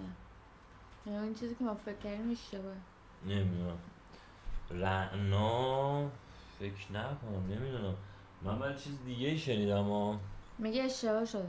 نه مثل اینکه رانا دلتنگ شماست رانا. چرا کامنت ها رو نمیخونین؟ یزید داریم کلا کامنت میخونیم دیگه. میگه گفته بهادر با رعنا فکر کنم. بهادر با بهادر با رعنا. میگه گفت فکر کنم بهادر میگیره رو رعنا. چرا بعد به نظرم یه بار دیگه بیار ببینیم دقیق چی گفتم. حالا به نظر شما رعنا با کی کاپل میشه؟ جدی ولی رعنا با کی کاپل میشه؟ اینو بگو. به نظر شما رعنا با کی کاپل میشه؟ رعنا بذار الان فکر- میپرسم. من فکر کنم با امیر ارسلان بود. اونی که میخواست با یگانه باشه اسمش چی بود؟ تفاوت رنگ دست و پا رو نگاه کن. به بچه ها نشون دادی؟ چیو؟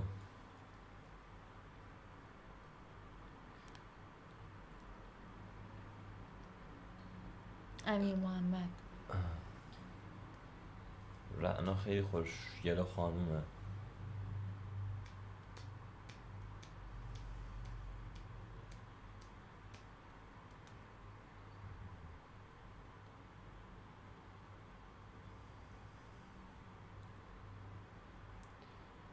چت درست داره نشون میده این؟ چی نوشتم؟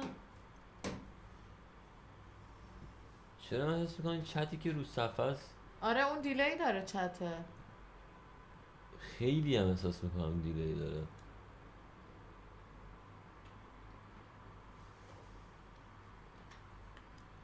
تا حالا این قسمتشو درست کردم. یعنی با یکی که هنوز نیومده کافر میشه. شما اسپویلر رو بیشتر دارین ها. بچه ها دنبال اسپویلرارتن. به نظرم علی بیا برو اسپویل بده بیا بیرون. راضی من فصل بعدی برم به تو. خدا برام مهم نیست جدی میگم برو.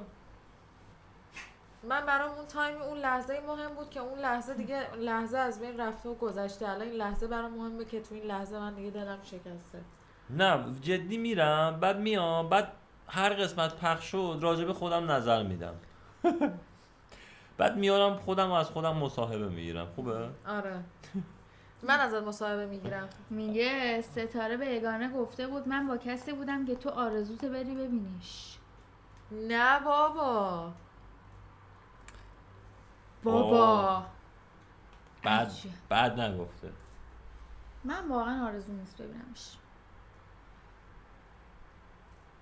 من امیر مقصودلو رو یک بار دیدمش تو استانبول.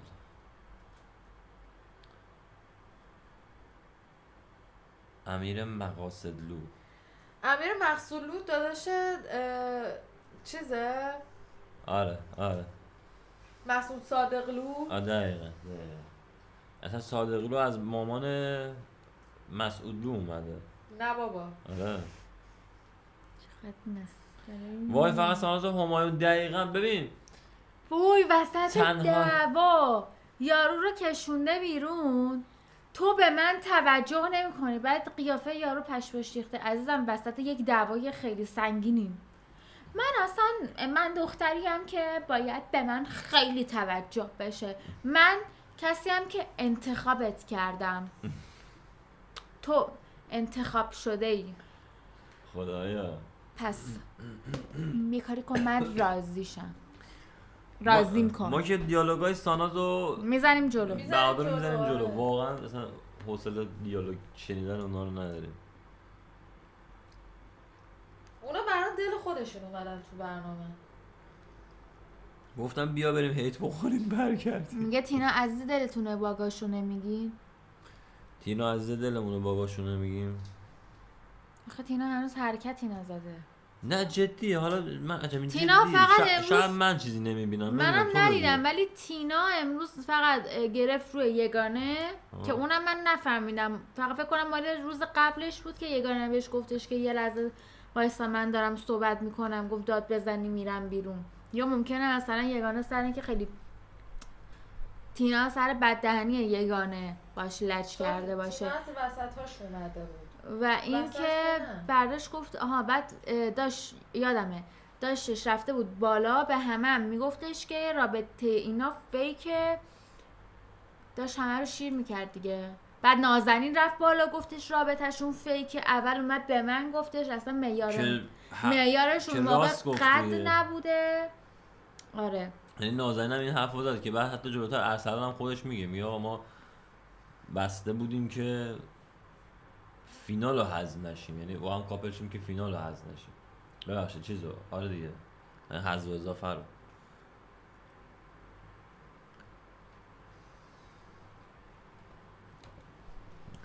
میگه یگانه پول داده به تینا هیت بده. چه پولی؟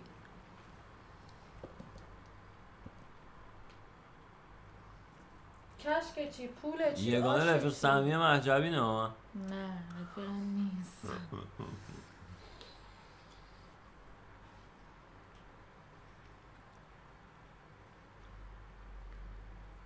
خود نگفتی چند شب پیش رفته بودیم ولنجک با هم بام ولنجک بودیم؟ نه اه نه با کی گفته بودیم؟ من چیزی نمیگفتم.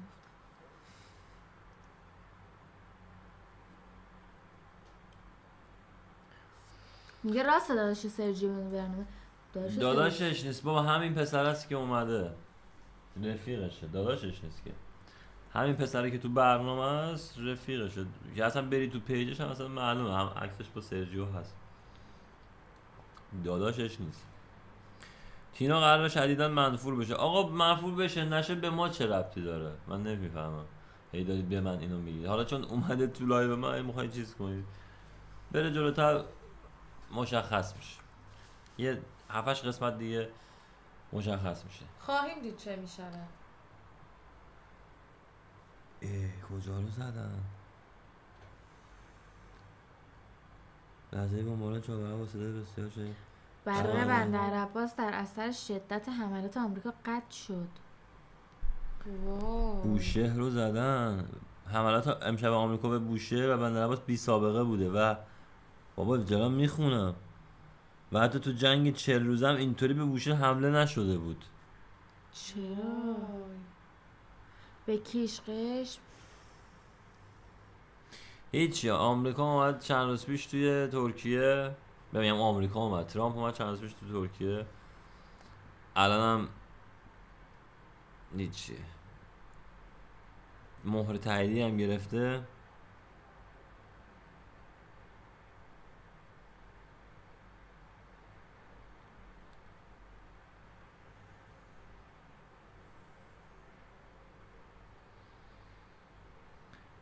علی میخوای با کی لایو بگیری؟ شاید با هیچ کی لایو نگیرم بچه ها، به خود احترام میگم. یکی 2 نفر پیام دادم، 2-3 نفر اوکی شد میگیریم، نشدم نمیگیریم. من حالا منتظرم یه ذره برنامه بره جلوتر ببینیم چی پیش میاد. اسپویل چرا نمیکنین چیزی؟ بابا یزیده من یه جوری میگه چرا اسپویل نمیکنین چیزی، انگار مثلا ما هر ساعت میشینیم اسپویل میکنیم. اونم به زور. دیروز من به زور گذاشتم ما رو 2 تا چیز بگه و اینا من اصلا اسپویل نمیکنم تو لایو که. من میکنم. میشینیم گپ میزنیم راجع به اون قسمت حرف میزنیم. قشنگ ترکیه پشت ایران رو خالی کرده. آره. البته خب تحریمای اونا رو هم برداشتن دیگه. بابا خیلی اعصابم خورد میشه، یعنی واقعا جنگ میشه تن بدنم میلرزه. میدونستی دین نمیتونی برگردی، پروازا بسته شده، اینو میدونستی؟ پرواز بسته شده، هنوز نگفتم پرواز بسته شده. مگه به گفتنه؟ ازم جنوب کشور رو زدن.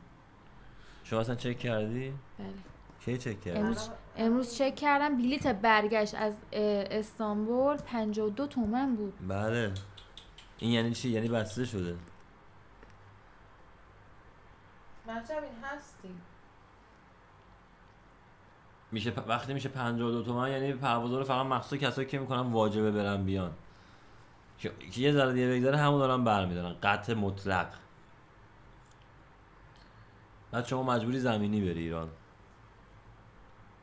زمینی میری ایران؟ آره. واقعا زمینی میری ایران؟ اینقدر مثلا چیز میبینی داستانو. ولی البته بیشتر از 3 ماه که نمیتونیم بمونی، اگه مثلا طول بکشه خیلی. جنگ چند وقت بود؟ 3 ماه دقیقا. 3-4 ماه طول کشید فکر کنم. علی مهمون بیاد لایو، به قرآن بچه‌ها دوست دارم مهمون بیارم لایو. بچه‌ها با خودشون اوکی باشن بیان. و یعنی من بدم نمیاد مهمون بیارم که دیگه منم نمیتونم برم برای طرف بمالم که تو رو خدا تو رو حضرت عباس پاشو بیا لایو به من. ولی به خدا من یه بار میاد اومد نیاد دیگه. میگه میشه یه بار سانازو بیاری تو لایو. ساناز آره من استانبول. پایم سانازو بیارم. دندون پزشک این همه چیز گفتیم بهش، بعد بیاریمش تو لایو. چه ربطی داره؟ ما داریم نظر شخصی میدیم. من الانم ببینم شاید همه بچه‌ها بیان تو لایو، ولی خب ما داریم نظر شخصی میدیم. اون وقت میان میگن داری طرفداری میکنیم. ما اینجوری نیستیم که، ما اونجوریم. میگه هر کسو میاری تینا نیاد. یه ذره شک دارم میکنم اصلا به این داستان که چرا اینقدر عجیبه که رو تینا گرفتم و حساس شدم با اینکه تینا کاری نکرده. جو مدیاس اینا یا چیه یا نمیدونم، یا من احمقم متوجه نمیشم. به خاطر ستاره است. چون از ستاره طرفداری کرده قاطی اونا و شده. رابطه فیک و اونو یگانه رو گفته. آره. خماریون رو بیار. میدونی کیو میگه؟ نه. همایون. اون لیوان خورد به دستش، مگه من چه کارم؟ من اینجا چی کارم؟ فقط استرس دارم اینترنت قطع نشه. به خدا منم استرس دارم اینترنت قطع نشه. اینترنت قطع چه ما هم بدبخت شدیم این آخر. دوباره مثل 2-3 ماه لایو نداشتیم. البته زمان جنگ من لایو میذاشتم ولی هفته یه بار میذاشتم. بچه های خودمون میمدن یه 4 تا گپ ریز میزدیم میرفتیم. تازه امشب یگانه آروم بود، همه ریختن ولی سرش باز هم. ما خودتون رو دوست داریم قربونت برم. آره به نظرم این داستان تینا و داستان بعضی از اسپویل ها مشکوکه. به خدا بابا من تینا خیلی جوگیره و چقدر یگانه خوب بازی میکنه امشب. آروم بود دمش گرم. یگانه امشب خیلی آروم بود نسبت به 2-3 شب پیش. یهو رفتارش عوض شد. منم پشمام ریخت. آروم شد دیگه. گفت بذار آروم باشه. تینا دائم داره یگانه رو مسخره میکنه و پشتش بد حرف میزنه و به بهادر کلی چرت و پرت گفت راجع به یگانه. آخر شب هم هرچی از دهنش در اومد به ارسلان یگانه گفت و رفت.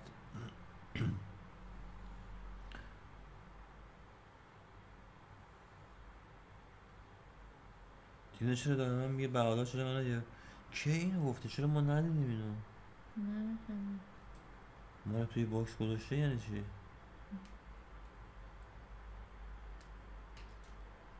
رعنا که ببین با رعنا صحبت کردم رعنا 100 میاد تو لایو رعنا 100 میاد تو لایو ولی حالا نمیدونم که این هفته یا هفته دیگه میگم با ستاره صحبت کردم ستاره فعلا حالا معلوم نیست بیاد نیاد با یگانه صحبت کردم جواب نداده با ارسلان صحبت کردم ارسلان هم گفت یه هفته دیگه کس دیگه ای نمیمونه که کی بود دیگه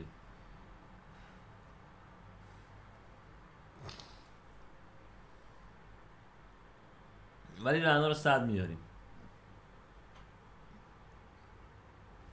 بچه امشب که ما کامنت میدیم شما کم میخونید قربونتون برم من دارم همه کامنت ها رو میخونم فداتون بشم مراد خانم هم امشب اومده اینجا پیش ما بشینه لوگو درست کنه حالا نمیدونم بقیه تایما رو ازش گرفتن موقعی که لایو میذاریم باید بیاد بشینه لوگو درست کنه چه صحنه حساسی رو داشتم میرفتم جلو آخر به خدا اگه من به برنامه میرفتم یه دونه به ستاره یه دونه به تینا یه دونه به پویا میزدم میومدم بیرون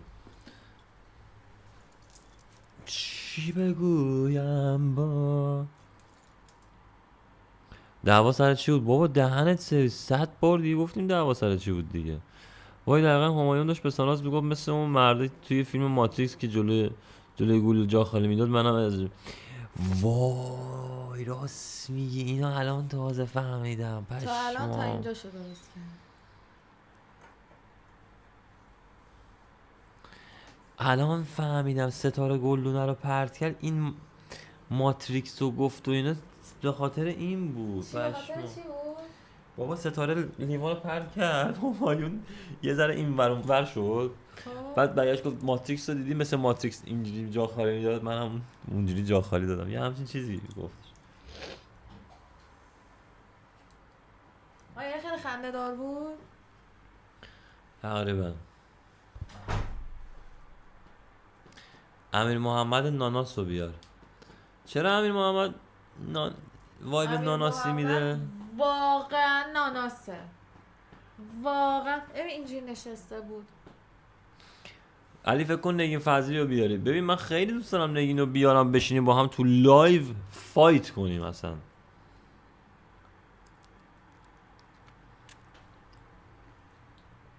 میشه اولین لایو هم که طرف رو میارم با هم بحث میکنیم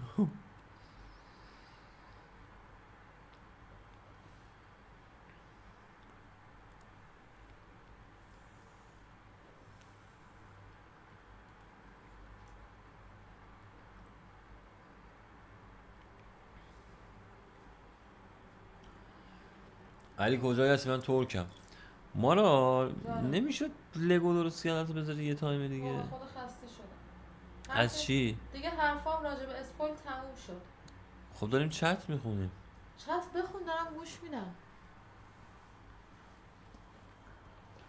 داریم گپ میزنیم دیگه همش تو سرت پایینه خب همش اینجوری چقدر بزرگه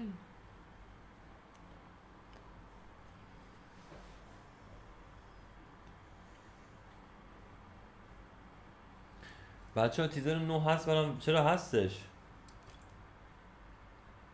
قسمت جنجالی و دعوا امشب بود امشب واقعا هر قسمتش یه دعوا بود از دعوای ستاره بگیر تا دعوای پویا و ارسلان دوباره یه پارت دعوای عرفان ستاره هی دعوا میشده داشتی میکردن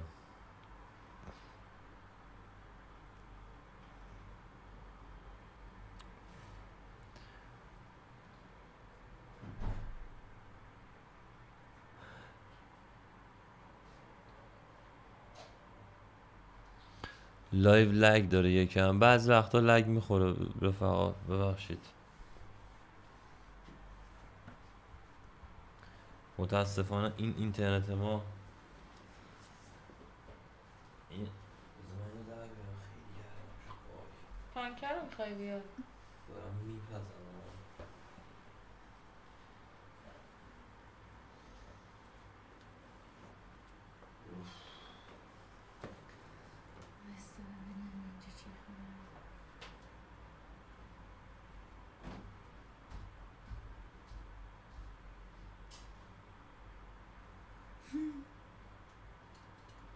بچه ها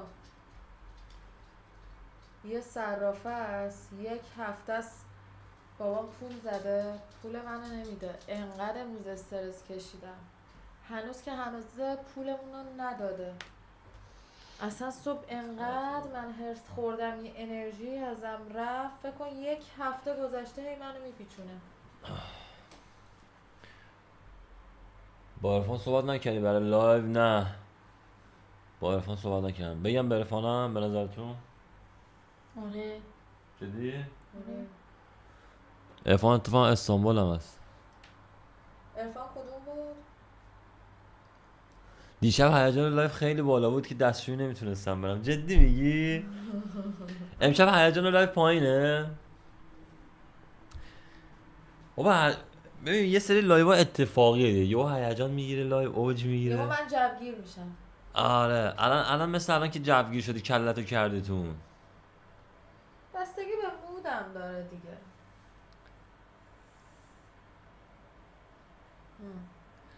وای بچه ها چی شده؟ دیدین امیر محمدو امروز دختر من میگم امیر محمد کیه؟ ناز داره بابا دختره چیه؟ یارو بدنساز تیرم هست. بابا عصبی شده بود اونجا اوی بله اوی الان فهمیدم. نه یهو اینجوری کرد وای من جر خوردم یه لحظه اونجا. بعد دخترم میگفتن تو چه اینجوری؟ میگفت عصبانی ام بعد یه جوری تخلیه کنم. نه من پاره. چی میتونم بگم. پاره شدم.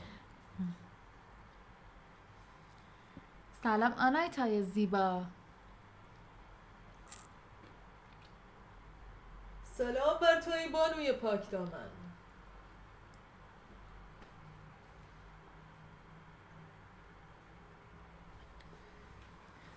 سلام بر توی بانوی پاک دامن. سلام مارا دیشب گفتی آخر برنامه برام شعر اسم تو چی داره میگی بابا؟ آره عرفان رو بیار باش. قرار سارا یه شعر بخونم. نه بابا عرفان با سحر تیم شدم. سحر کیه؟ سحر با سحر قریشی دوست میشه؟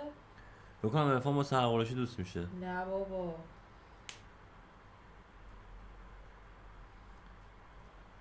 حاشیه شده بود میگفتن توی سیزن 1 میگفتن پرستو صالحی با دکتر تو رابطه است. مثلا تینا وقتی صابخونه میشه عرفان رو هضم میکنه. اینو که دیروز خودمون گفتیم.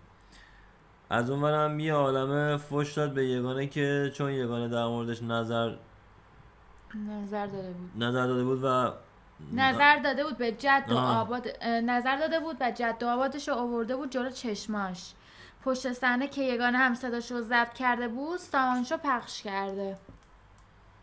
یگانه صدا کیو ضبط کرده بود؟ تینا. صدا تینا رو پخش کرده چی گفته؟ هیچی میگه که به وقتش منم میتونم از همه تون مادر جنه تر باشم. واقعا؟ نمیدونم یه همچین چیزی بکنم گفته دقیق نمیدونم.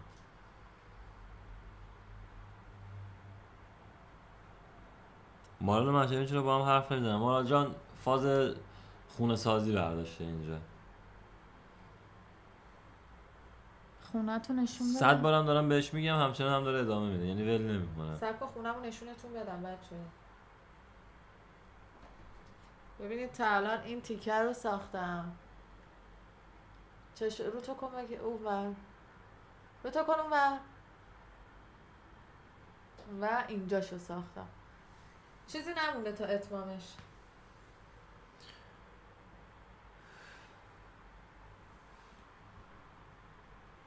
عرفان رو بیار همه رو راست میگه. آره منم حس میکنم عرفان بیاد همه چی رو راحت توضیح میده. همه رو مالیدم. من همه رو اونجا مالیدم. مارا جان چرا اعصاب نداری؟ من کی گفته اعصاب ندارم؟ قربون شکل ماهت برم. شما آرومتر با اعصابتر از من اگر دیدی من اسممو میذارم مهجبین اسمشو میذاره مارا. علی یه ساعته دارم سعی میکنم تلگرام رو لپتاپ نصب کنم. چرا؟ بخاطر وی پی که بیاد انش؟ توی چنل من جوین بده. دیدین این قسمت خانم دوکی یه سوتی بزرگ داد، چه سوتی؟ گفت من اینجا میخوام نشون بدی که با من تو رابطه ای و اهمیت میدی به همایون. اینجا هم یعنی جای دیگه هم با هم تو رابطه بودن ولی زن و شوهر نبودن. نه با فیلم عکس و فیلم های عروسیشون اومده بود بیرون.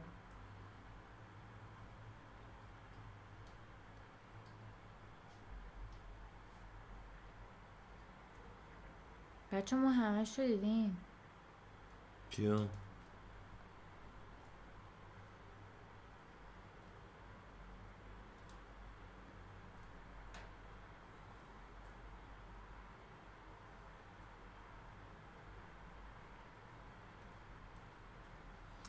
مرجبی چرا برمیگرده ایران؟ مرجبی چون ایران زندگی چون ایران زندگی میکنه، خونه زندگیش اونجاست. برنگرده ایران چیکار کنه؟ اولین کسی که حذف میشه تو فینال چیزه، امیرعلیه. امیرعلی کیه بابا؟ امیرعلیه دیگه. مطمئنی؟ ام. قبل اونم که یگانه میره بیرون اصلا، قبل از اون. یگانه اولین نفر میره بیرون. حق داره بره بیرون. آره یگانه میره بیرون. دیگه همه گرفتن رو یگانه، موندنش اونجا اذیتش میکنه.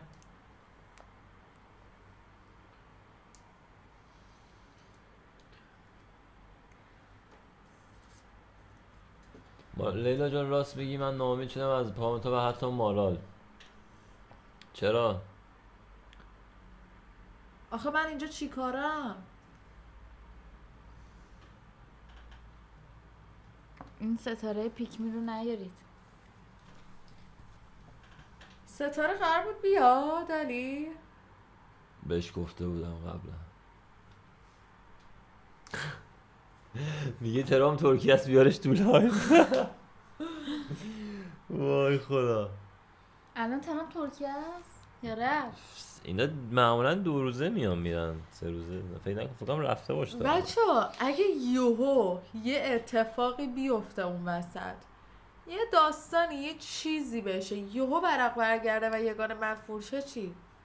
تا حالا از این زاویه به این قضیه نگاه کردی؟ نه من این اتفاق نمیافته. نمیافته؟ چون چند قسمت دیگه حذف میشه یگانه. چون نگارم یعنی میره تو بیرون. فصل یک اولش منفور بود، بعدش یهو محبوب شد.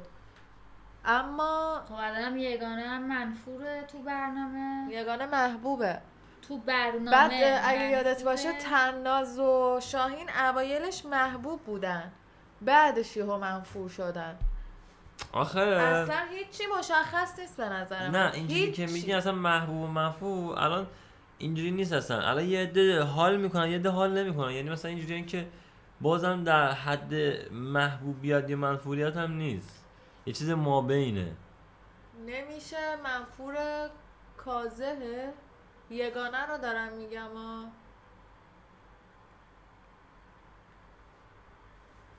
بیا نمیشه یگانه محبوبه الان. میگم محبوب نیست. یه نه سری محبوب نه، یعنی مثلا یه سری نسبت دارن به باش این حال جمع. میکنن الان، یه سری هم باش نسبت حال به این جمع دارم میگم، نمیکنن. وگرنه که من هیچ کدومشونو نیستم اصلا. دقیقا یگانه قراره حذف بشه، اصلا وقت نمیکنه که یا چه محبوب بشه چه منفور. مثلا لحظه آخری فصل اول بیشتر جنجالی بود یزید من. فصل آره. اول کجاش تو قسمت 3 دعوا داشت. فصل اول ببین واقعا علی ریل بود. این فصل هم ریاله واقعا. این فصل هم خوب، یعنی فصل 3 هم دارن خوب میرن جلو. فصل 2 تابل بود. آره پس طرف فیلم کسی با نه. یکی هماهنگ کرده بود مثلا؟ آره. کی؟ هماهنگ که نبود، مثلا همدیگه رو میشناختن. مثلا خب باشه ولی توی این فصل ترانه رو همه با نگار هم آورده هماهنگ. بود. ولی توی این فصل نمیدونم همه با هم دو هم هماهنگن. آره معرفی کرده بودم، وگرنه هماهنگ نبودن. ببین فصل با هم. 1 شاهین میلاد رو آورده بود، چیز رو آورده بود، آره میلاد سیاوش رو آورده بود، شاهین پسرا رو آورد. تناز رو آورده بود. یعنی مثلا یه نفر 4-5 نفر رو برداشته بود آورده بود. ولی خب همدیگه رو یا از اون طرف هم مثلا نگارم 2-3 نفرم نگار آورده بود. آره، اما نه اینکه از قبل با هم ببندن. از بعد با هم بسته بودن. متوجه شدی؟ از وسطاش تو برنامه با هم دیگه بستن. یعنی از آخرش نبستن، وسط بستن. چرا زهرا و علی زهرا و علی که انقدر تابلو با هم بسته ببین بودن. این قانونای تخمی فصل 1 اون آمدن خیلی تخمی بود. فصل 2 که اصلا جاوید هست شد دوباره اومد تو، اون از اون تخمی تر بود. نمیدونم چرا وقتی یکی حذف میشه دوباره میارنه. بعد این که مثلا میاد اکسش هم میاد، این که دیگه ته دیگه اصلا به نظر من تخمی هاست. خب ایرانی ها اینجوری میپسندن دیگه. مراکاش سر تو نکن. آی چوکو بیا.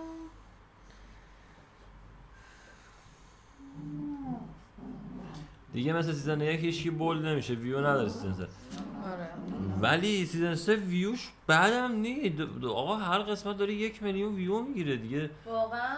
چقدر میخوای ویو بخوره نه ویوش دیگه؟ نسبت به قبلی ها پایین تره. آره خب 100% پایین تره. مثلا سیزن 1 فصل قسمت 1 10 میلیون ویو خورد. 10 میلیون ویو کجا؟ 1 میلیون ویو کجا؟ کوکو بالا بوده. آره کی؟ صبح دیگه تو استفراغ میده. از صبح این برو میده. من نمیدونم تو چه الان فهمیدی. کلا میگه یه بوچی میاد تو کوکو میده. ولی خداییش نگار اولش خیلی جالب رفتار نمیکرد. ببین رفتار نگار تغییر نکرد که، مود اون جو تغییر آره. کرد که شما حس کردی رفتار نگار تغییر کرده. تیما مشخص تر شدن، یهو یه عده محبوب شدن، یه عده منفور شدن. اونایی که تو تیم محبوب بودن هم محبوب شدن. اصلا یه سریا منفور بودن ناخواسته رفتن تو تیم محبوبا محبوب شدن. یه سریا محبوب بودن رفتن تو تیم منفورا منفور شدن. مثال اوایل همه عاشق تناز بودن، یا اوایل قشنگ من یادمه نگار هیت میخورد، تناز مثل خر فالوور میگرفت. آره. بعد همه میگفتن تناز چقدر خوشگله، شبیه سلنا گومز میمونه، نمیدونم فلانه بیساره. بعد ما خودمون اینجا ریده بودیم، جامون مونده بود، میگفتیم حاجی مثلا چقدر این دختره داره معروف میشه، پشمام ریخیو. ببین حالا قسمت 50 بعد بود، 60 به بعد بود. محبود و ترانم سر اینکه توی تیم اونا بودن محبوب شدن دیگه، وگرنه هیچکی به اندازه محبود واقعا زن ستیزی نکرده بود انقدر که بد حرف میزد با ترانه. زن ستیزی نه این چیه داستانای بابا؟ زن ستیزی شروع کرده بودن از فصل 1، چون محبود خیلی بد با زن ستیزی دارم حرف چیه؟ میزنم. زن ستیزی همون داستانی که تو فصل 1 شروع شده بود. اصلا محبود خیلی بد با ترانه حرف میزد، خیلی بهش توهین کرد، بعد ترانه هم میزد، بعد همه عاشقش بودن. بعد من اینطوری که پشمام چطور ممکنه؟ چرا؟ فقط چون تو تیم محبوبا بود. نه وایب خوبی هم میدادن. آره وایب خوبش میداد، ولی یه داستانی که راه افتاده بود سر زن ستیزی فصل 1، از فصل 1 شروع شد دیگه. بعد هیچ کس نمیگفت که چرا محبود اینطوری مثلا فوش میده با ترانه، بعد حرف میزنه جلو همه، اینجوری باش برخورد میکنه، دست روش بلند میکنه. اصلا مهمه چه شخصیتی داشته باشی، تو تیم محبوبا باشی محبوبی، منفورا باشی منفوری، همینه واقعا. زن ستیزی یعنی چی؟ یعنی زن 3 تا تیزه؟ آره یعنی یک زن 3 تا تیزی همراشه. اولین تیزی چیه؟ لیلا رو تموم شد. چطور؟ میخوام برم من. خب تو برو، فقط برو. راه باز جاده دراز. باشه. کلا امشب برای ما سیس اومدی. اصلا لطفا برو درم پشت سرت ببند. گرمتون میشه. خسته شدم. نه خب خسته شده برو بشین، برو دراز بکش. فقط دعواهای ماخرا عالی. دعوای ماراخری که عالی بود، ولی الان مثلا همون دعوا بین یه بچه‌ها بعد مثلا بیفته. علی و محبوب میشد یا منفور میشد یا محبوب میشد. علی که اصلا خدا بود، میرفت علی آره. مدیتیشن میکرد. چی میگفت؟ وای یه جا داشت چی میگفت، داشت دعا میکرد با میگم خدا. خالق مشلوقان. یه های خالق اذانو مخلوقان. گفتن، بعد یه گفت خدای بجا گیره، بعد همون از اذانو گفتن.